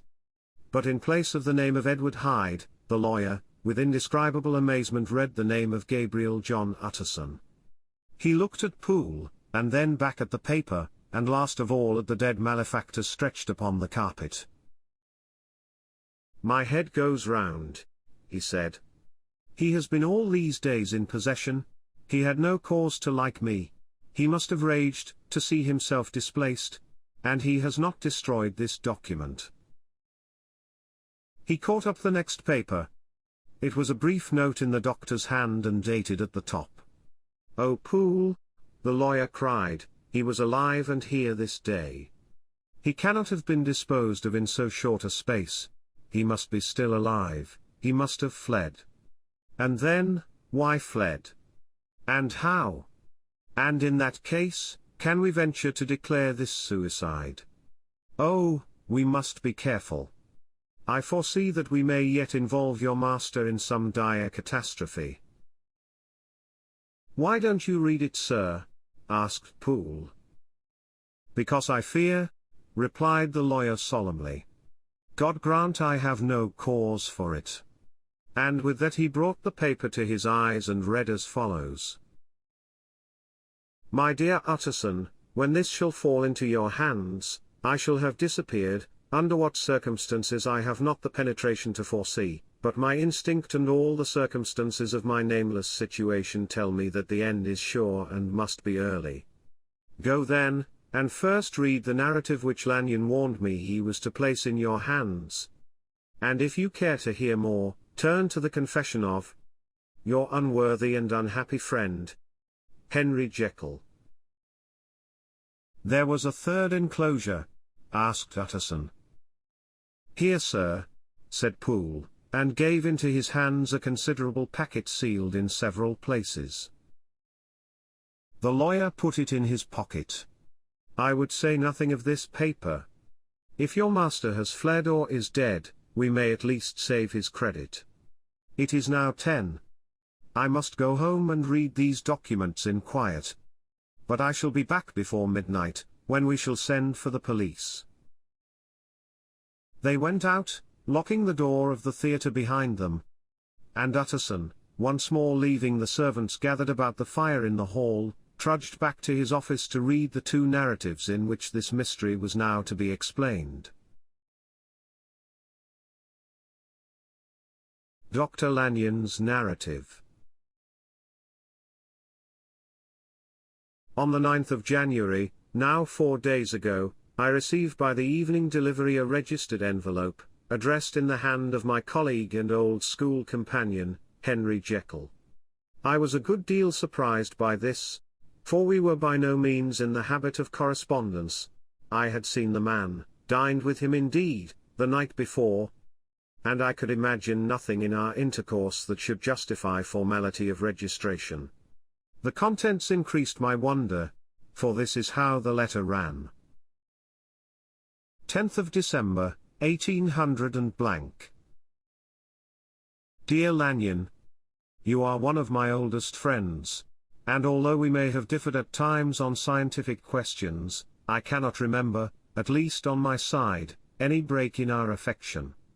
There was never a day when, if you had said to me, "Jekyll, my life, my honor, my reason, depend upon you," I would not have sacrificed my left hand to help you.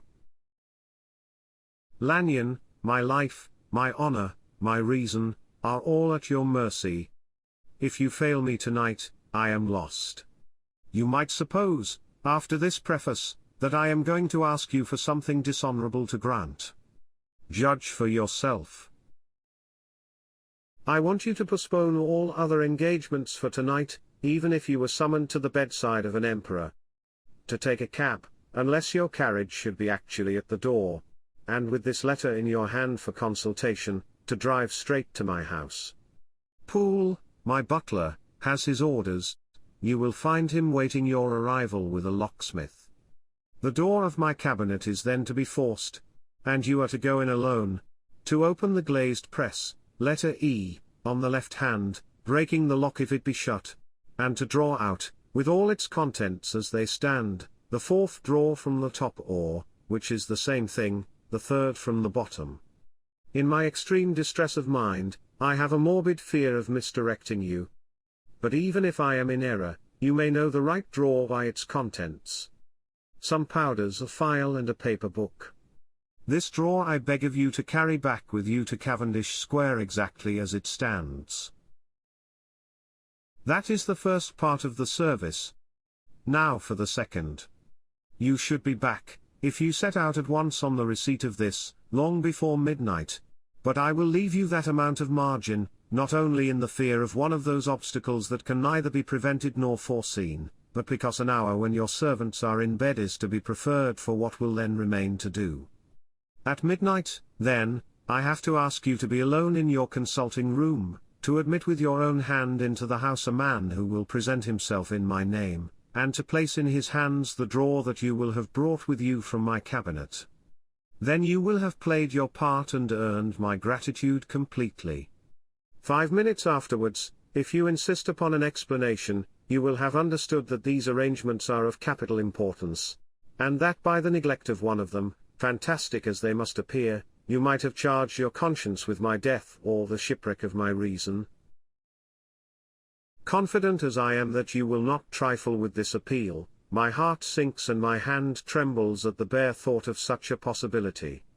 Think of me at this hour, in a strange place, laboring under a blackness of distress that no fancy can exaggerate, and yet well aware that, if you will but punctually serve me, my troubles will roll away like a story that is told. Serve me, my dear Lanyon, and save your friend, H.J. P.S. I had already sealed this up when a fresh terror struck upon my soul. It is possible that the post office may fail me, and this letter not come into your hands until tomorrow morning. In that case, dear Lanyon, do my errand when it shall be most convenient for you in the course of the day. And once more expect my messenger at midnight. It may then already be too late, and if that night passes without event, you will know that you have seen the last of Henry Jekyll. Upon the reading of this letter, I made sure my colleague was insane. But till that was proved beyond the possibility of doubt, I felt bound to do as he requested. The less I understood of this farrago, the less I was in a position to judge of its importance. And an appeal so worded could not be set aside without a grave responsibility. I rose accordingly from table, got into a hansom, and drove straight to Jekyll's house. The butler was awaiting my arrival. He had received by the same post as mine a registered letter of instruction, and had sent at once for a locksmith and a carpenter. The tradesman came while we were yet speaking, and we moved in a body to old Dr. Denman's surgical theatre, from which, as you are doubtless aware, Jekyll's private cabinet is most conveniently entered. The door was very strong, the lock excellent. The carpenter avowed he would have great trouble and have to do much damage, if force were to be used, and the locksmith was near despair. But this last was a handy fellow, and after 2 hours' work, the door stood open. The press marked E was unlocked, and I took out the drawer, had it filled up with straw and tied in a sheet, and returned with it to Cavendish Square. Here I proceeded to examine its contents. The powders were neatly enough made up, but not with the nicety of the dispensing chemist, so that it was plain they were of Jekyll's private manufacture, and when I opened one of the wrappers I found what seemed to me a simple crystalline salt of a white color. The phial, to which I next turned my attention, might have been about half full of a blood-red liquor, which was highly pungent to the sense of smell and seemed to me to contain phosphorus and some volatile ether. At the other ingredients I could make no guess. The book was an ordinary version book and contained little but a series of dates. These covered a period of many years, but I observed that the entries ceased nearly a year ago and quite abruptly. Here and there a brief remark was appended to a date, usually no more than a single word. Double. Occurring perhaps 6 times in a total of several hundred entries, and once very early in the list and followed by several marks of exclamation, total failure. All this, though it whetted my curiosity, told me little that was definite. Here were a phial of some salt, and the record of a series of experiments that had led, like too many of Jekyll's investigations, to no end of practical usefulness. How could the presence of these articles in my house affect either the honor, the sanity, or the life of my flighty colleague? If his messenger could go to one place, why could he not go to another? And even granting some impediment, why was this gentleman to be received by me in secret? The more I reflected the more convinced I grew that I was dealing with a case of cerebral disease. And though I dismissed my servants to bed, I loaded an old revolver, that I might be found in some posture of self-defense. 12 o'clock had scarce rung out over London, ere the knocker sounded very gently on the door. I went myself at the summons, and found a small man crouching against the pillars of the portico. "Are you come from Dr. Jekyll?" I asked. He told me yes, by a constrained gesture. And when I had bidden him enter, he did not obey me without a searching backward glance into the darkness of the square. There was a policeman not far off, advancing with his bull's-eye open, and at the sight, I thought my visitor started and made greater haste. These particulars struck me, I confess, disagreeably, and as I followed him into the bright light of the consulting room, I kept my hand ready on my weapon. Here, at last, I had a chance of clearly seeing him. I had never set eyes on him before, so much was certain.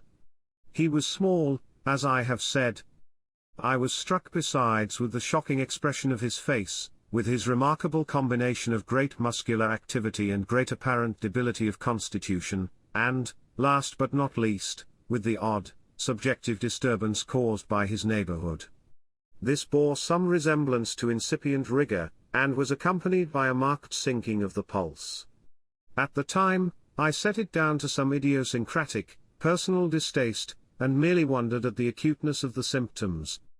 But I have since had reason to believe the cause to lie much deeper in the nature of man, and to turn on some nobler hinge than the principle of hatred.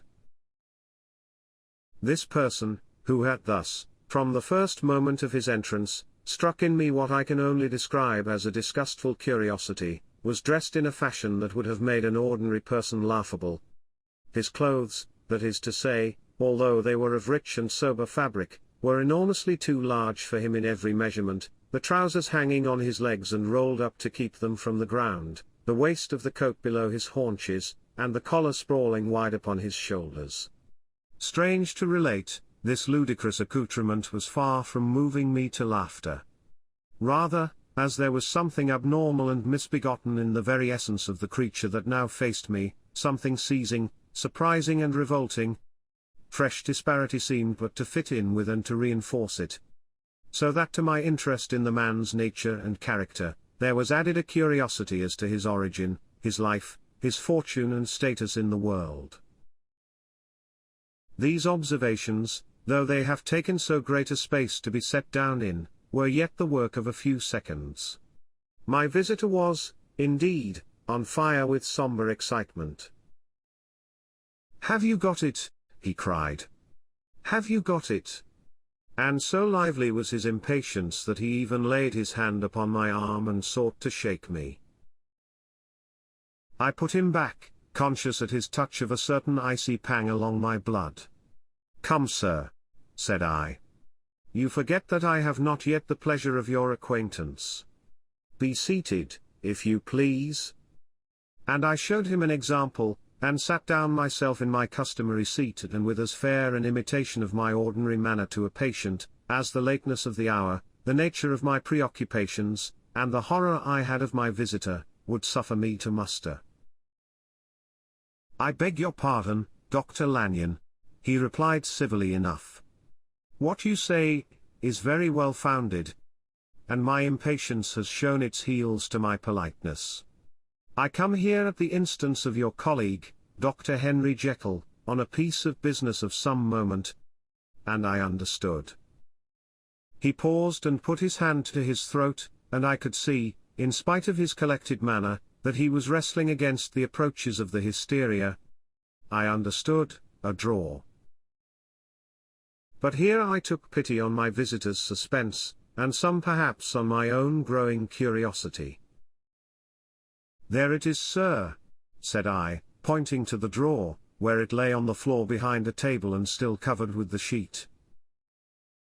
He sprang to it, and then paused, and laid his hand upon his heart.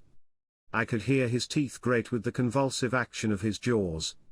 And his face was so ghastly to see that I grew alarmed both for his life and reason. "Compose yourself," said I. He turned a dreadful smile to me, and as if with the decision of despair, plucked away the sheet. At sight of the contents, he uttered one loud sob of such immense relief that I sat petrified. And the next moment, in a voice that was already fairly well under control, "Have you a graduated glass?" he asked. I rose from my place with something of an effort and gave him what he asked. He thanked me with a smiling nod, measured out a few minims of the red tincture and added one of the powders. The mixture, which was at first of a reddish hue, began, in proportion as the crystals melted, to brighten in color, to effervesce audibly, and to throw off small fumes of vapor. Suddenly and at the same moment, the ebullition ceased and the compound changed to a dark purple, which faded again more slowly to a watery green. My visitor, who had watched these metamorphoses with a keen eye, smiled, set down the glass upon the table, and then turned and looked upon me with an air of scrutiny.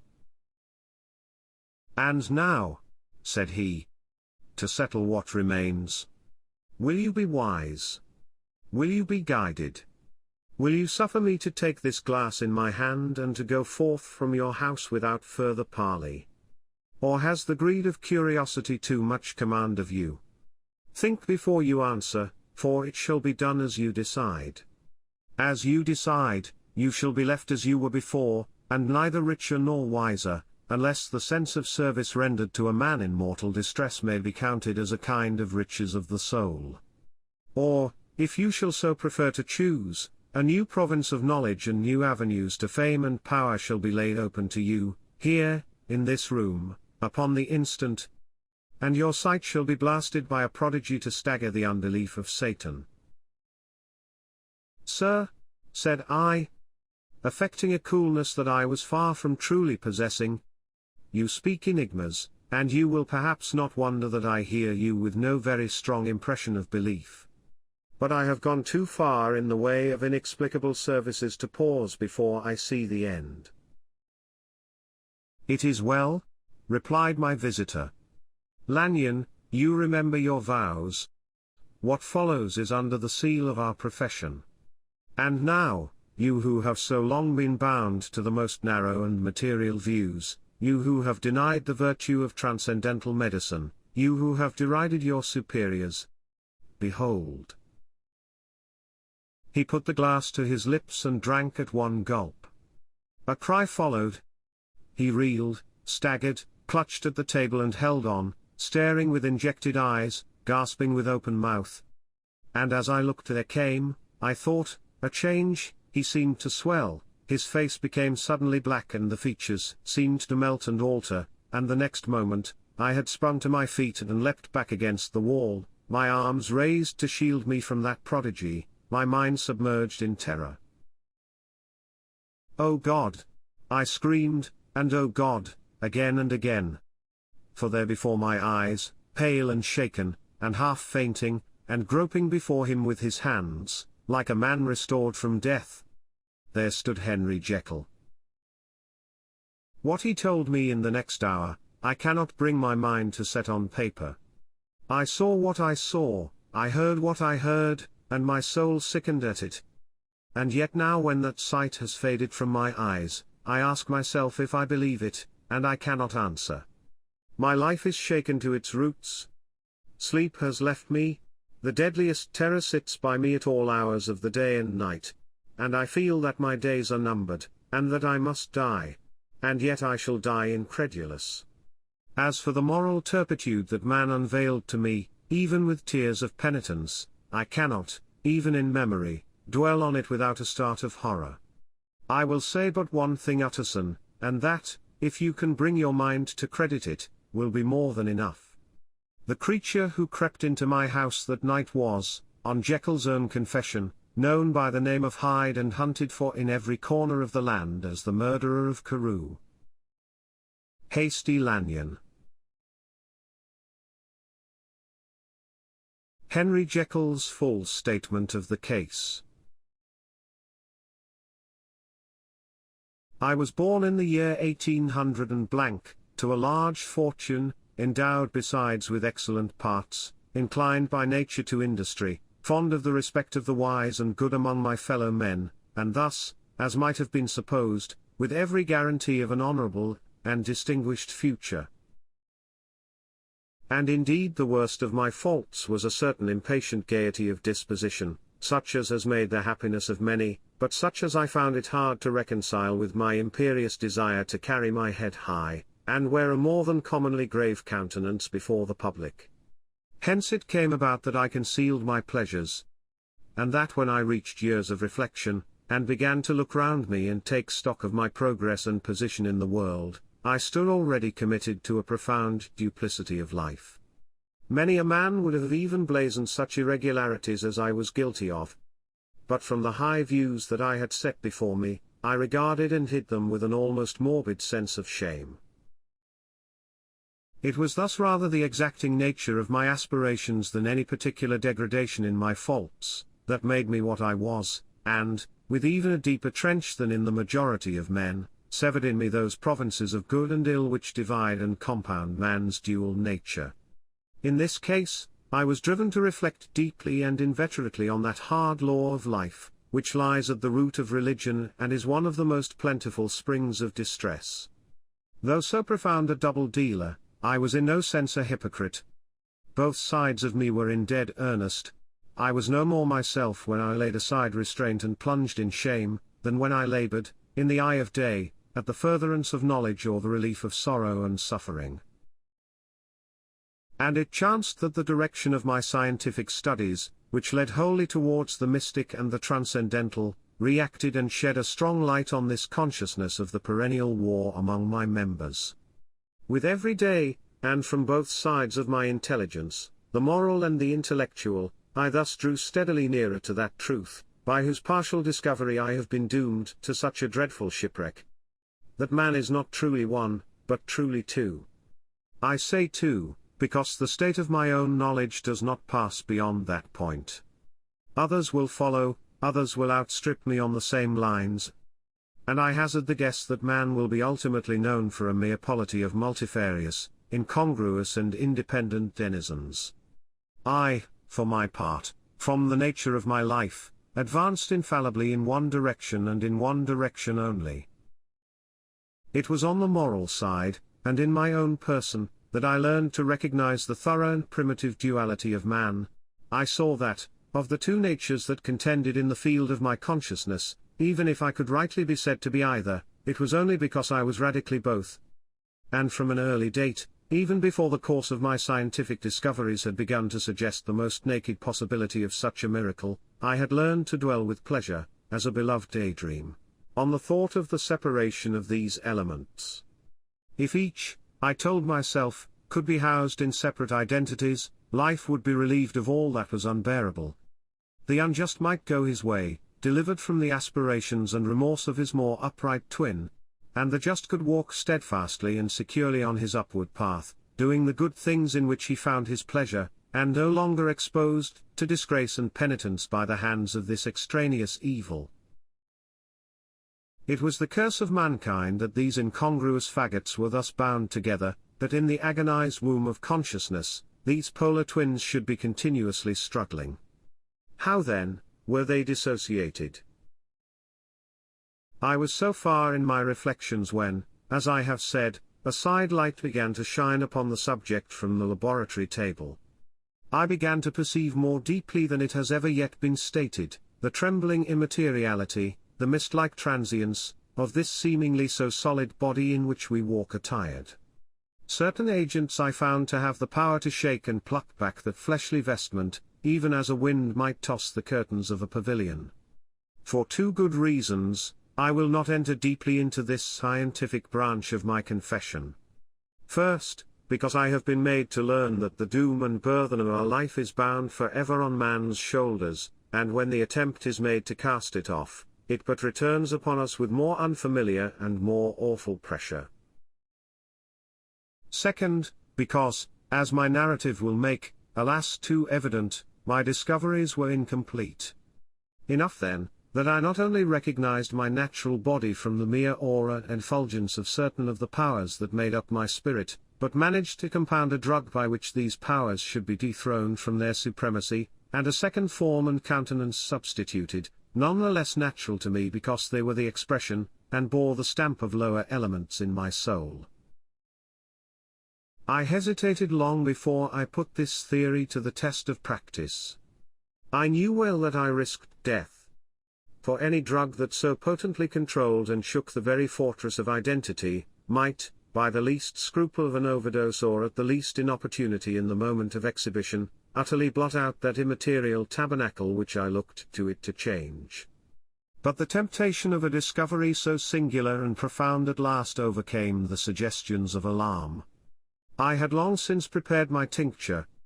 I purchased at once, from a firm of wholesale chemists, a large quantity of a particular salt which I knew, from my experiments, to be the last ingredient required. And late one accursed night, I compounded the elements, watched them boil and smoke together in the glass, and when the ebullition had subsided, with a strong glow of courage, drank off the potion.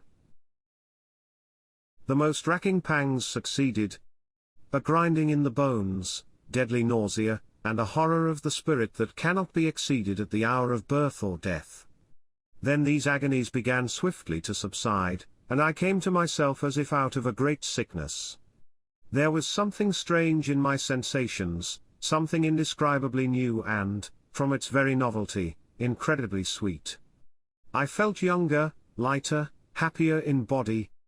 Within I was conscious of a heady recklessness, a current of disordered sensual images running like a mill race in my fancy, a solution of the bonds of obligation, an unknown but not an innocent freedom of the soul. I knew myself, at the first breath of this new life, to be more wicked, tenfold more wicked, soul a slave to my original evil, and the thought, in that moment, braced and delighted me like wine. I stretched out my hands, exulting in the freshness of these sensations, and in the act, I was suddenly aware that I had lost in stature. There was no mirror, at that date, in my room. That which stands beside me as I write, was brought there later on and for the very purpose of these transformations. The night, however, was far gone into the morning. The morning, black as it was nearly ripe for the conception of the day. The inmates of my house were locked in the most rigorous hours of slumber, and I determined, flushed as I was with hope and triumph, to venture in my new shape as far as to my bedroom. I crossed the yard, wherein the constellations looked down upon me. I could have thought, with wonder, the first creature of that sort that their unsleeping vigilance had yet disclosed to them. I stole through the corridors, a stranger in my own house, and coming to my room, I saw for the first time the appearance of Edward Hyde. I must here speak by theory alone, saying not that which I know, but that which I suppose to be most probable. The evil side of my nature, to which I had now transferred the stamping efficacy, was less robust and less developed than the good which I had just deposed. Again, in the course of my life, which had been, after all, 9/10 a life of effort, virtue and control, it had been much less exercised and much less exhausted. And hence, as I think, it came about that Edward Hyde was so much smaller, slighter and younger than Henry Jekyll.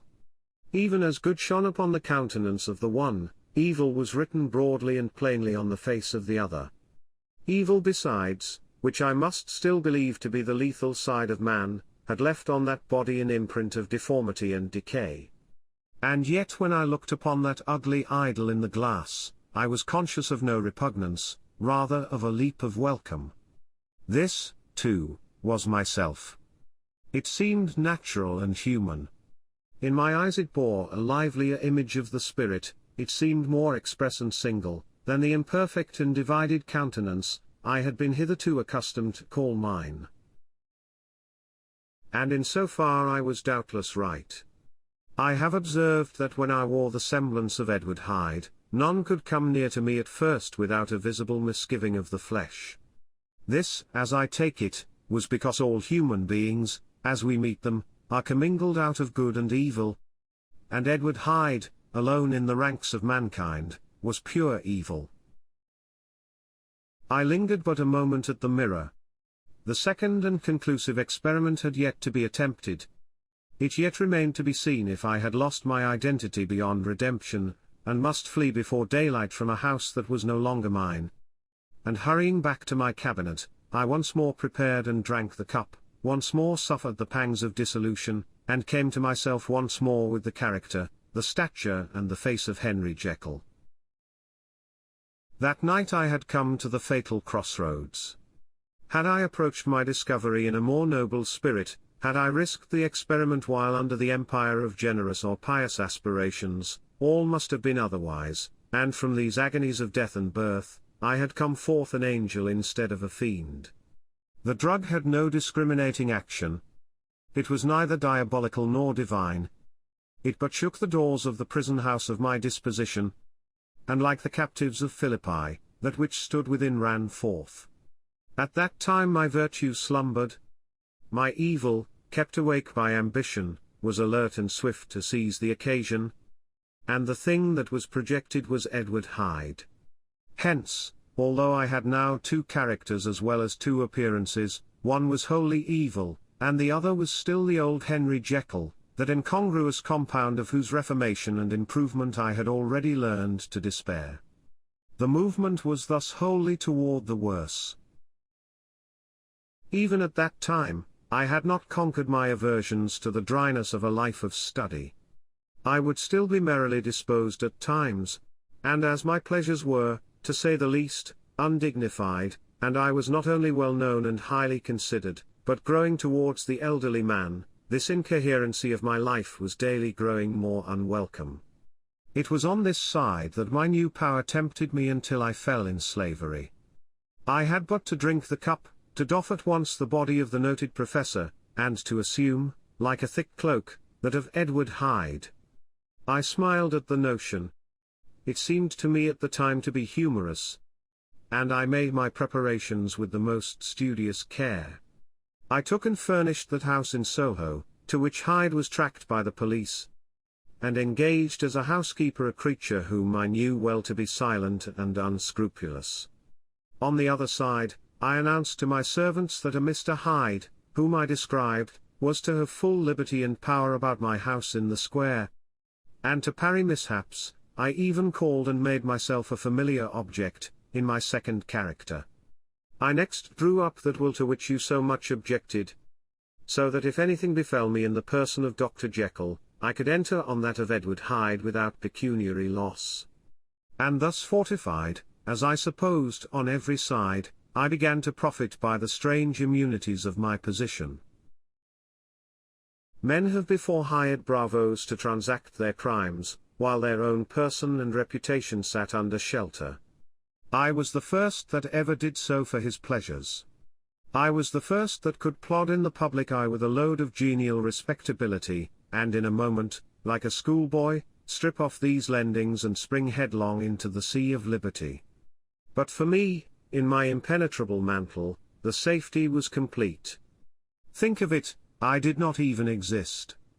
Let me but escape into my laboratory door, give me but a second or two to mix and swallow the draught that I had always standing ready. And whatever he had done, Edward Hyde would pass away like the stain of breath upon a mirror. And there in his stead, quietly at home, trimming the midnight lamp in his study, a man who could afford to laugh at suspicion, would be Henry Jekyll. The pleasures which I made haste to seek in my disguise were, as I have said, undignified. I would scarce use a harder term. But in the hands of Edward Hyde, they soon began to turn toward the monstrous. When I would come back from these excursions, I was often plunged into a kind of wonder at my vicarious depravity. This familiar that I called out of my own soul, and sent forth alone to do his good pleasure, was a being inherently malign and villainous. His every act and thought centered on self, drinking pleasure with bestial avidity from any degree of torture to another. Relentless like a man of stone. Henry Jekyll stood at times aghast before the acts of Edward Hyde. But the situation was apart from ordinary laws, and insidiously relaxed the grasp of conscience. It was Hyde, after all, and Hyde alone, that was guilty. Jekyll was no worse. He woke again to his good qualities seemingly unimpaired. He would even make haste, where it was possible, to undo the evil done by Hyde. And thus his conscience slumbered. Into the details of the infamy at which I thus connived, for even now I can scarce grant that I committed it, I have no design of entering. I mean but to point out the warnings and the successive steps with which my chastisement approached. I met with one accident which, as it brought on no consequence, I shall no more than mention. An act of cruelty to a child aroused against me the anger of a passer-by, whom I recognized the other day in the person of your kinsman. The doctor and the child's family joined him. There were moments when I feared for my life, and at last, in order to pacify their too just resentment, Edward Hyde had to bring them to the door, and pay them in a cheque drawn in the name of Henry Jekyll. But this danger was easily eliminated from the future, by opening an account at another bank in the name of Edward Hyde himself. And when, by sloping my own hand backward, I had supplied my double with a signature, I thought I sat beyond the reach of fate. Some 2 months before the murder of Sir Danvers, I had been out for one of my adventures, had returned at a late hour, and woke the next day in bed with somewhat odd sensations. It was in vain I looked about me. In vain I saw the decent furniture and tall proportions of my room in the square. In vain that I recognized the pattern of the bed curtains and the design of the mahogany frame. Something still kept insisting that I was not where I was, that I had not wakened where I seemed to be, but in the little room in Soho where I was accustomed to sleep in the body of Edward Hyde. I smiled to myself, and in my psychological way, began lazily to inquire into the elements of this illusion, occasionally, even as I did so, dropping back into a comfortable morning doze. I was still so engaged when, in one of my more wakeful moments, my eyes fell upon my hand. Now the hand of Henry Jekyll, as you have often remarked, was professional in shape and size. It was large, firm, white and comely. But the hand which I now saw, clearly enough, in the yellow light of a mid-London morning, lying half shut on the bedclothes, was lean, corded, knuckly, of a dusky pallor and thickly shaded with a swart growth of hair. It was the hand of Edward Hyde. I must have stared upon it for near half a minute, sunk as I was in the mere stupidity of wonder, before terror woke up in my breast as sudden and startling as the crash of cymbals. And bounding from my bed I rushed to the mirror. At the sight that met my eyes, my blood was changed into something exquisitely thin and icy. Yes, I had gone to bed Henry Jekyll, I had awakened Edward Hyde. How was this to be explained? I asked myself. And then, with another bound of terror, how was it to be remedied? It was well on in the morning. The servants were up. All my drugs were in the cabinet, a long journey down 2 pairs of stairs, through the back passage, across the open court and through the anatomical theatre, from where I was then standing horror-struck. It might indeed be possible to cover my face. But of what use was that, when I was unable to conceal the alteration in my stature. And then with an overpowering sweetness of relief, it came back upon my mind that the servants were already used to the coming and going of my second self. I had soon dressed, as well as I was able, in clothes of my own size, had soon passed through the house, where Bradshaw stared and drew back at seeing Mr. Hyde at such an hour and in such a strange array. And 10 minutes later, Dr. Jekyll had returned to his own shape and was sitting down, with a darkened brow, to make a feint of breakfasting. Small indeed was my appetite.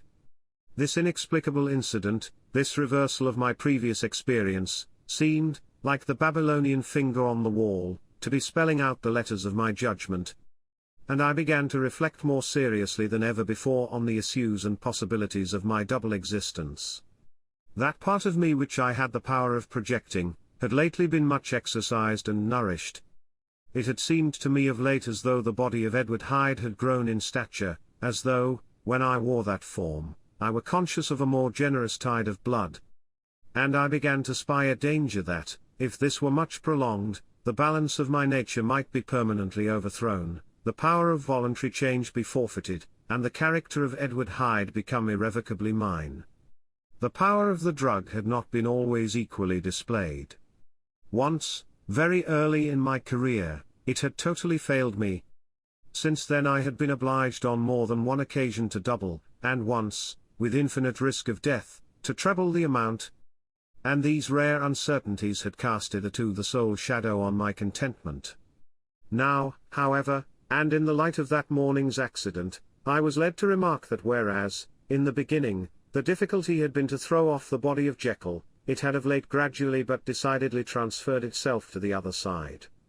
All things therefore seemed to point to this, that I was slowly losing hold of my original and better self, and becoming slowly incorporated with my second and worse.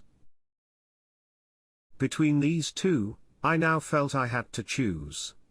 My two natures had memory in common, but all other faculties were most unequally shared between them. Jekyll, who was composite, now with the most sensitive apprehensions, now with a greedy gusto, projected and shared in the pleasures and adventures of Hyde. But Hyde was indifferent to Jekyll, or but remembered him as the mountain bandit remembers the cavern in which he conceals himself from pursuit. Jekyll had more than a father's interest. Hyde had more than a son's indifference. To cast in my lot with Jekyll, was to die to those appetites which I had long secretly indulged and had of late begun to pamper. To cast it in with Hyde, was to die to 1,000 interests and aspirations, and to become, at a blow and forever, despised and friendless. The bargain might appear unequal, but there was still another consideration in the scales. For while Jekyll would suffer smartingly in the fires of abstinence, Hyde would be not even conscious of all that he had lost. Strange as my circumstances were, the terms of this debate are as old and commonplace as man. Much the same inducements and alarms cast the die for any tempted and trembling sinner. And it fell out with me, as it falls with so vast a majority of my fellows, that I chose the better part and was found wanting in the strength to keep to it. Yes, I preferred the elderly and discontented doctor, surrounded by friends and cherishing honest hopes, and bade a resolute farewell to the liberty, the comparative youth, the light step, leaping impulses and secret pleasures, that I had enjoyed in the disguise of Hyde. I made this choice perhaps with some unconscious reservation, for I neither gave up the house in Soho, nor destroyed the clothes of Edward Hyde, which still lay ready in my cabinet. For 2 months, however, I was true to my determination. For 2 months, I led a life of such severity as I had never before attained to, and enjoyed the compensations of an approving conscience. But time began at last to obliterate the freshness of my alarm. The praises of conscience began to grow into a thing of course. I began to be tortured with throes and longings, as of Hyde struggling after freedom. And at last, in an hour of moral weakness, I once again compounded and swallowed the transforming draught. I do not suppose that, when a drunkard reasons with himself upon his vice, he is once out of 500 times affected by the dangers that he runs through his brutish, physical insensibility, neither had I, long as I had considered my position, made enough allowance for the complete moral insensibility and insensate readiness to evil, which were the leading characters of Edward Hyde. Yet it was by these that I was punished. My devil had been long caged, he came out roaring.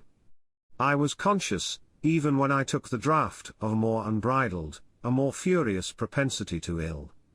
It must have been this, I suppose, that stirred in my soul that tempest of impatience with which I listened to the civilities of my unhappy victim. I declare, at least, before God, no man morally sane could have been guilty of that crime upon so pitiful a provocation, and that I struck in no more reasonable spirit than that in which a sick child may break a plaything. But I had voluntarily stripped myself of all those balancing instincts by which even the worst of us continues to walk with some degree of steadiness among temptations. And in my case, to be tempted, however slightly, was to fall. Instantly the spirit of hell awoke in me and raged. With a transport of glee, I mauled the unresisting body, tasting delight from every blow. And it was not till weariness had begun to succeed, that I was suddenly, in the top fit of my delirium, struck through the heart by a cold thrill of terror. A mist dispersed. I saw my life to be forfeit, and fled from the scene of these excesses, at once glorying and trembling, my lust of evil gratified and stimulated, my love of life screwed to the topmost peg. I ran to the house in Soho, and, to make assurance doubly sure, destroyed my papers. Thence I set out through the lamplit streets, in the same divided ecstasy of mind, gloating on my crime, light-headedly devising others in the future, and yet still hastening, and still hearkening in my wake for the steps of the avenger. Hyde had a song upon his lips as he compounded the draught, and as he drank it, pledged the dead man. The pangs of transformation had not done tearing him, before Henry Jekyll, with streaming tears of gratitude and remorse, had fallen upon his knees and lifted his clasped hands to God. The veil of self-indulgence was rent from head to foot. I saw my life as a whole. I followed it up from the days of childhood, when I had walked with my father's hand, and through the self-denying toils of my professional life, to arrive again and again, with the same sense of unreality, at the damned horrors of the evening. I could have screamed aloud. I sought with tears and prayers to smother down the crowd of hideous images and sounds with which my memory swarmed against me. And still, between the petitions, the ugly face of my iniquity stared into my soul. As the acuteness of this remorse began to die away, it was succeeded by a sense of joy. The problem of my conduct was solved. Hyde was thenceforth impossible. Whether I would or not, I was now confined to the better part of my existence, and oh, how I rejoiced to think of it. With what willing humility I embraced anew the restrictions of natural life. With what sincere renunciation I locked the door by which I had so often gone and come, and ground the key under my heel. The next day, came the news that the murder had been overlooked, that the guilt of Hyde was patent to the world, and that the victim was a man high in public estimation. It was not only a crime, it had been a tragic folly. I think I was glad to know it. I think I was glad to have my better impulses thus buttressed and guarded by the terrors of the scaffold. Jekyll was now my city of refuge. Let but Hyde peep out an instant, and the hands of all men would be raised to take and slay him. I resolved in my future conduct to redeem the past. And I can say with honesty that my resolve was fruitful of some good. You know yourself how earnestly, in the last months of the last year, I labored to relieve suffering. You know that much was done for others, and that the days passed quietly, almost happily for myself. Nor can I truly say that I wearied of this beneficent and innocent life. I think instead that I daily enjoyed it more completely, but I was still cursed with my duality of purpose. And as the first edge of my penitence wore off, the lower side of me, so long indulged, so recently chained down, began to growl for license. Not that I dreamed of resuscitating Hyde. The bare idea of that would startle me to frenzy. No, it was in my own person that I was once more tempted to trifle with my conscience. And it was as an ordinary secret sinner that I at last fell before the assaults of temptation. There comes an end to all things. The most capacious measure is filled at last, and this brief condescension to my evil finally destroyed the balance of my soul. And yet I was not alarmed, the fall seemed natural, like a return to the old days before I had made my discovery. It was a fine, clear January day, wet underfoot where the frost had melted, but cloudless overhead, and the Regent's Park was full of winter chirrupings and sweet with spring odours. I sat in the sun on a bench. The animal within me licking the chops of memory, the spiritual side a little drowsed, promising subsequent penitence, but not yet moved to begin. After all, I reflected, I was like my neighbours. And then I smiled, comparing myself with other men, comparing my active goodwill with the lazy cruelty of their neglect. And at the very moment of that vainglorious thought, a qualm came over me, a horrid nausea and the most deadly shuddering. These passed away, and left me faint. And then as in its turn faintness subsided, I began to be aware of a change in the temper of my thoughts, a greater boldness, a contempt of danger, a solution of the bonds of obligation. I looked down. My clothes hung formlessly on my shrunken limbs.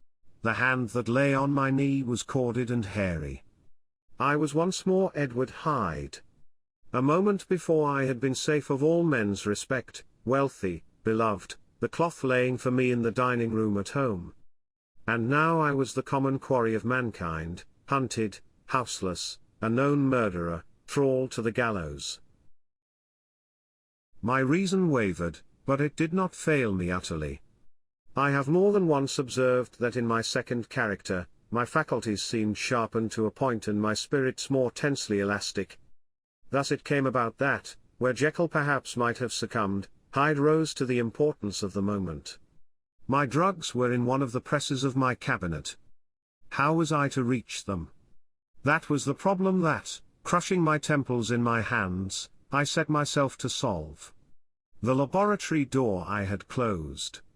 If I sought to enter by the house, my own servants would consign me to the gallows. I saw I must employ another hand, and thought of Lanyon. How was he to be reached? How persuaded? Supposing that I escaped capture in the streets, how was I to make my way into his presence? And how should I, an unknown and displeasing visitor, prevail on the famous physician to rifle the study of his colleague, Dr. Jekyll? Then I remembered that of my original character, one part remained to me.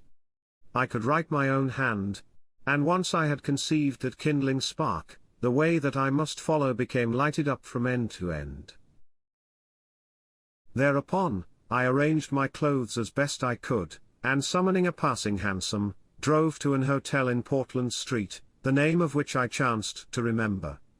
At my appearance, which was indeed comical enough, however tragic a fate these garments covered, the driver could not conceal his mirth. I gnashed my teeth upon him with a gust of devilish fury, and the smile withered from his face, happily for him, yet more happily for myself, for in another instant I had certainly dragged him from his perch. At the inn, as I entered, I looked about me with so black a countenance as made the attendants tremble. Not a look did they exchange in my presence, but obsequiously took my orders, led me to a private room, and brought me wherewithal to write. Hyde in danger of his life was a creature new to me. Shaken with inordinate anger, strung to the pitch of murder, lusting to inflict pain. Yet the creature was astute, mastered his fury with a great effort of the will, composed his two important letters, one to Lanyon and one to Poole. And that he might receive actual evidence of their being posted, sent them out with directions that they should be registered. Thenceforward, he sat all day over the fire in the private room, gnawing his nails. There he dined, sitting alone with his fears, the waiter visibly quailing before his eye. And thence, when the night was fully come, he set forth in the corner of a closed cab, and was driven to and fro about the streets of the city. He, I say, I cannot say, that child of hell had nothing human. Nothing lived in him but fear and hatred. And when at last, Thinking the driver had begun to grow suspicious, he discharged the cab and ventured on foot, attired in his misfitting clothes, an object marked out for observation, into the midst of the nocturnal passengers. These two base passions raged within him like a tempest. He walked fast, hunted by his fears, chattering to himself, skulking through the less frequented thoroughfares, counting the minutes that still divided him from midnight. Once a woman spoke to him, offering, I think, a box of lights. He smote her in the face, and she fled.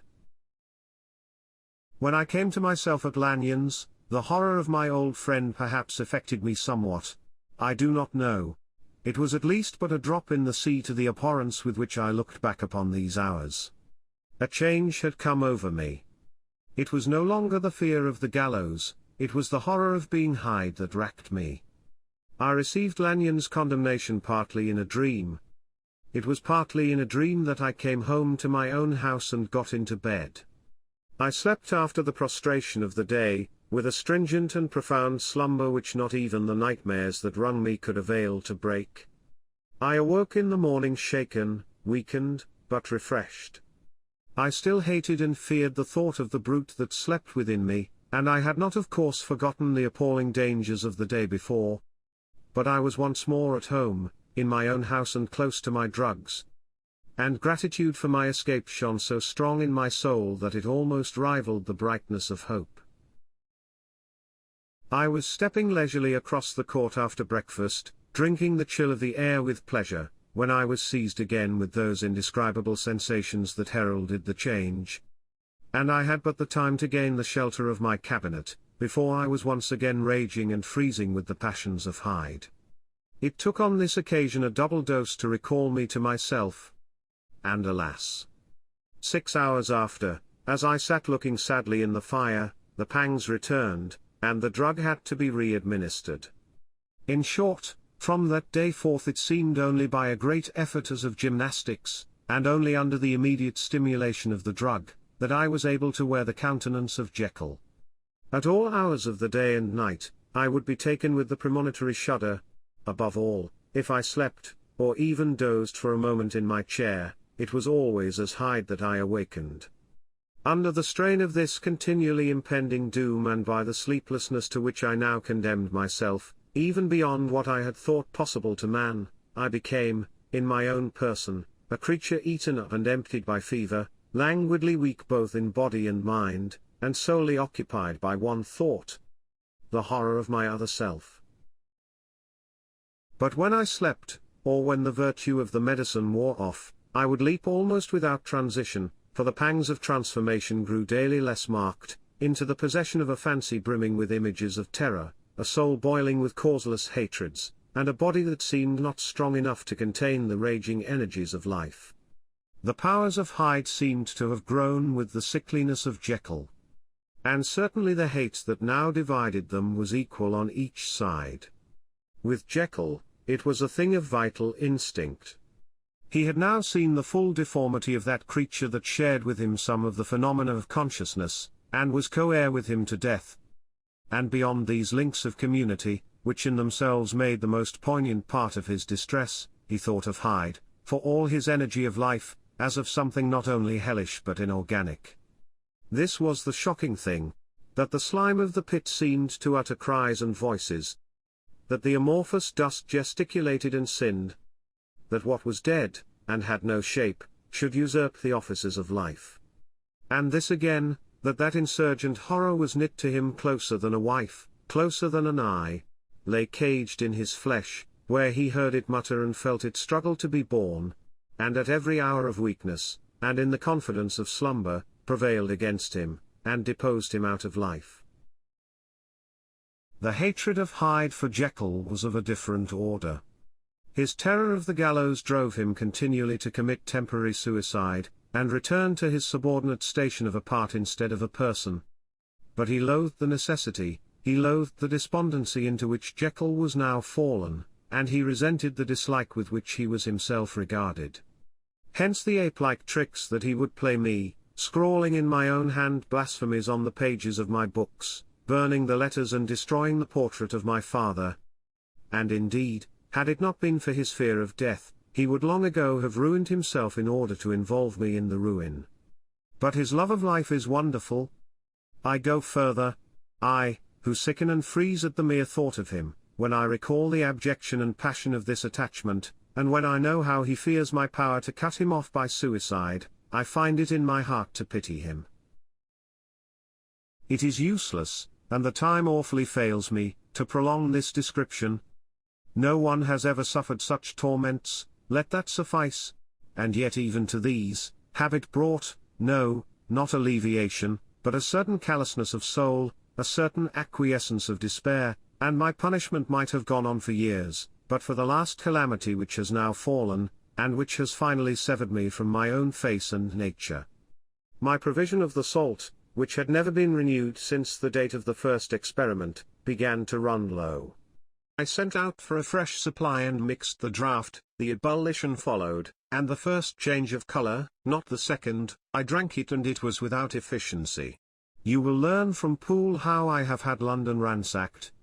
It was in vain, and I am now persuaded that my first supply was impure, and that it was that unknown impurity which lent efficacy to the draught. About a week has passed, and I am now finishing this statement under the influence of the last of the old powders. This, then, is the last time, short of a miracle, that Henry Jekyll can think his own thoughts or see his own face, now how sadly altered, in the glass. Nor must I delay too long to bring my writing to an end, for if my narrative has hitherto escaped destruction, it has been by a combination of great prudence and great good luck.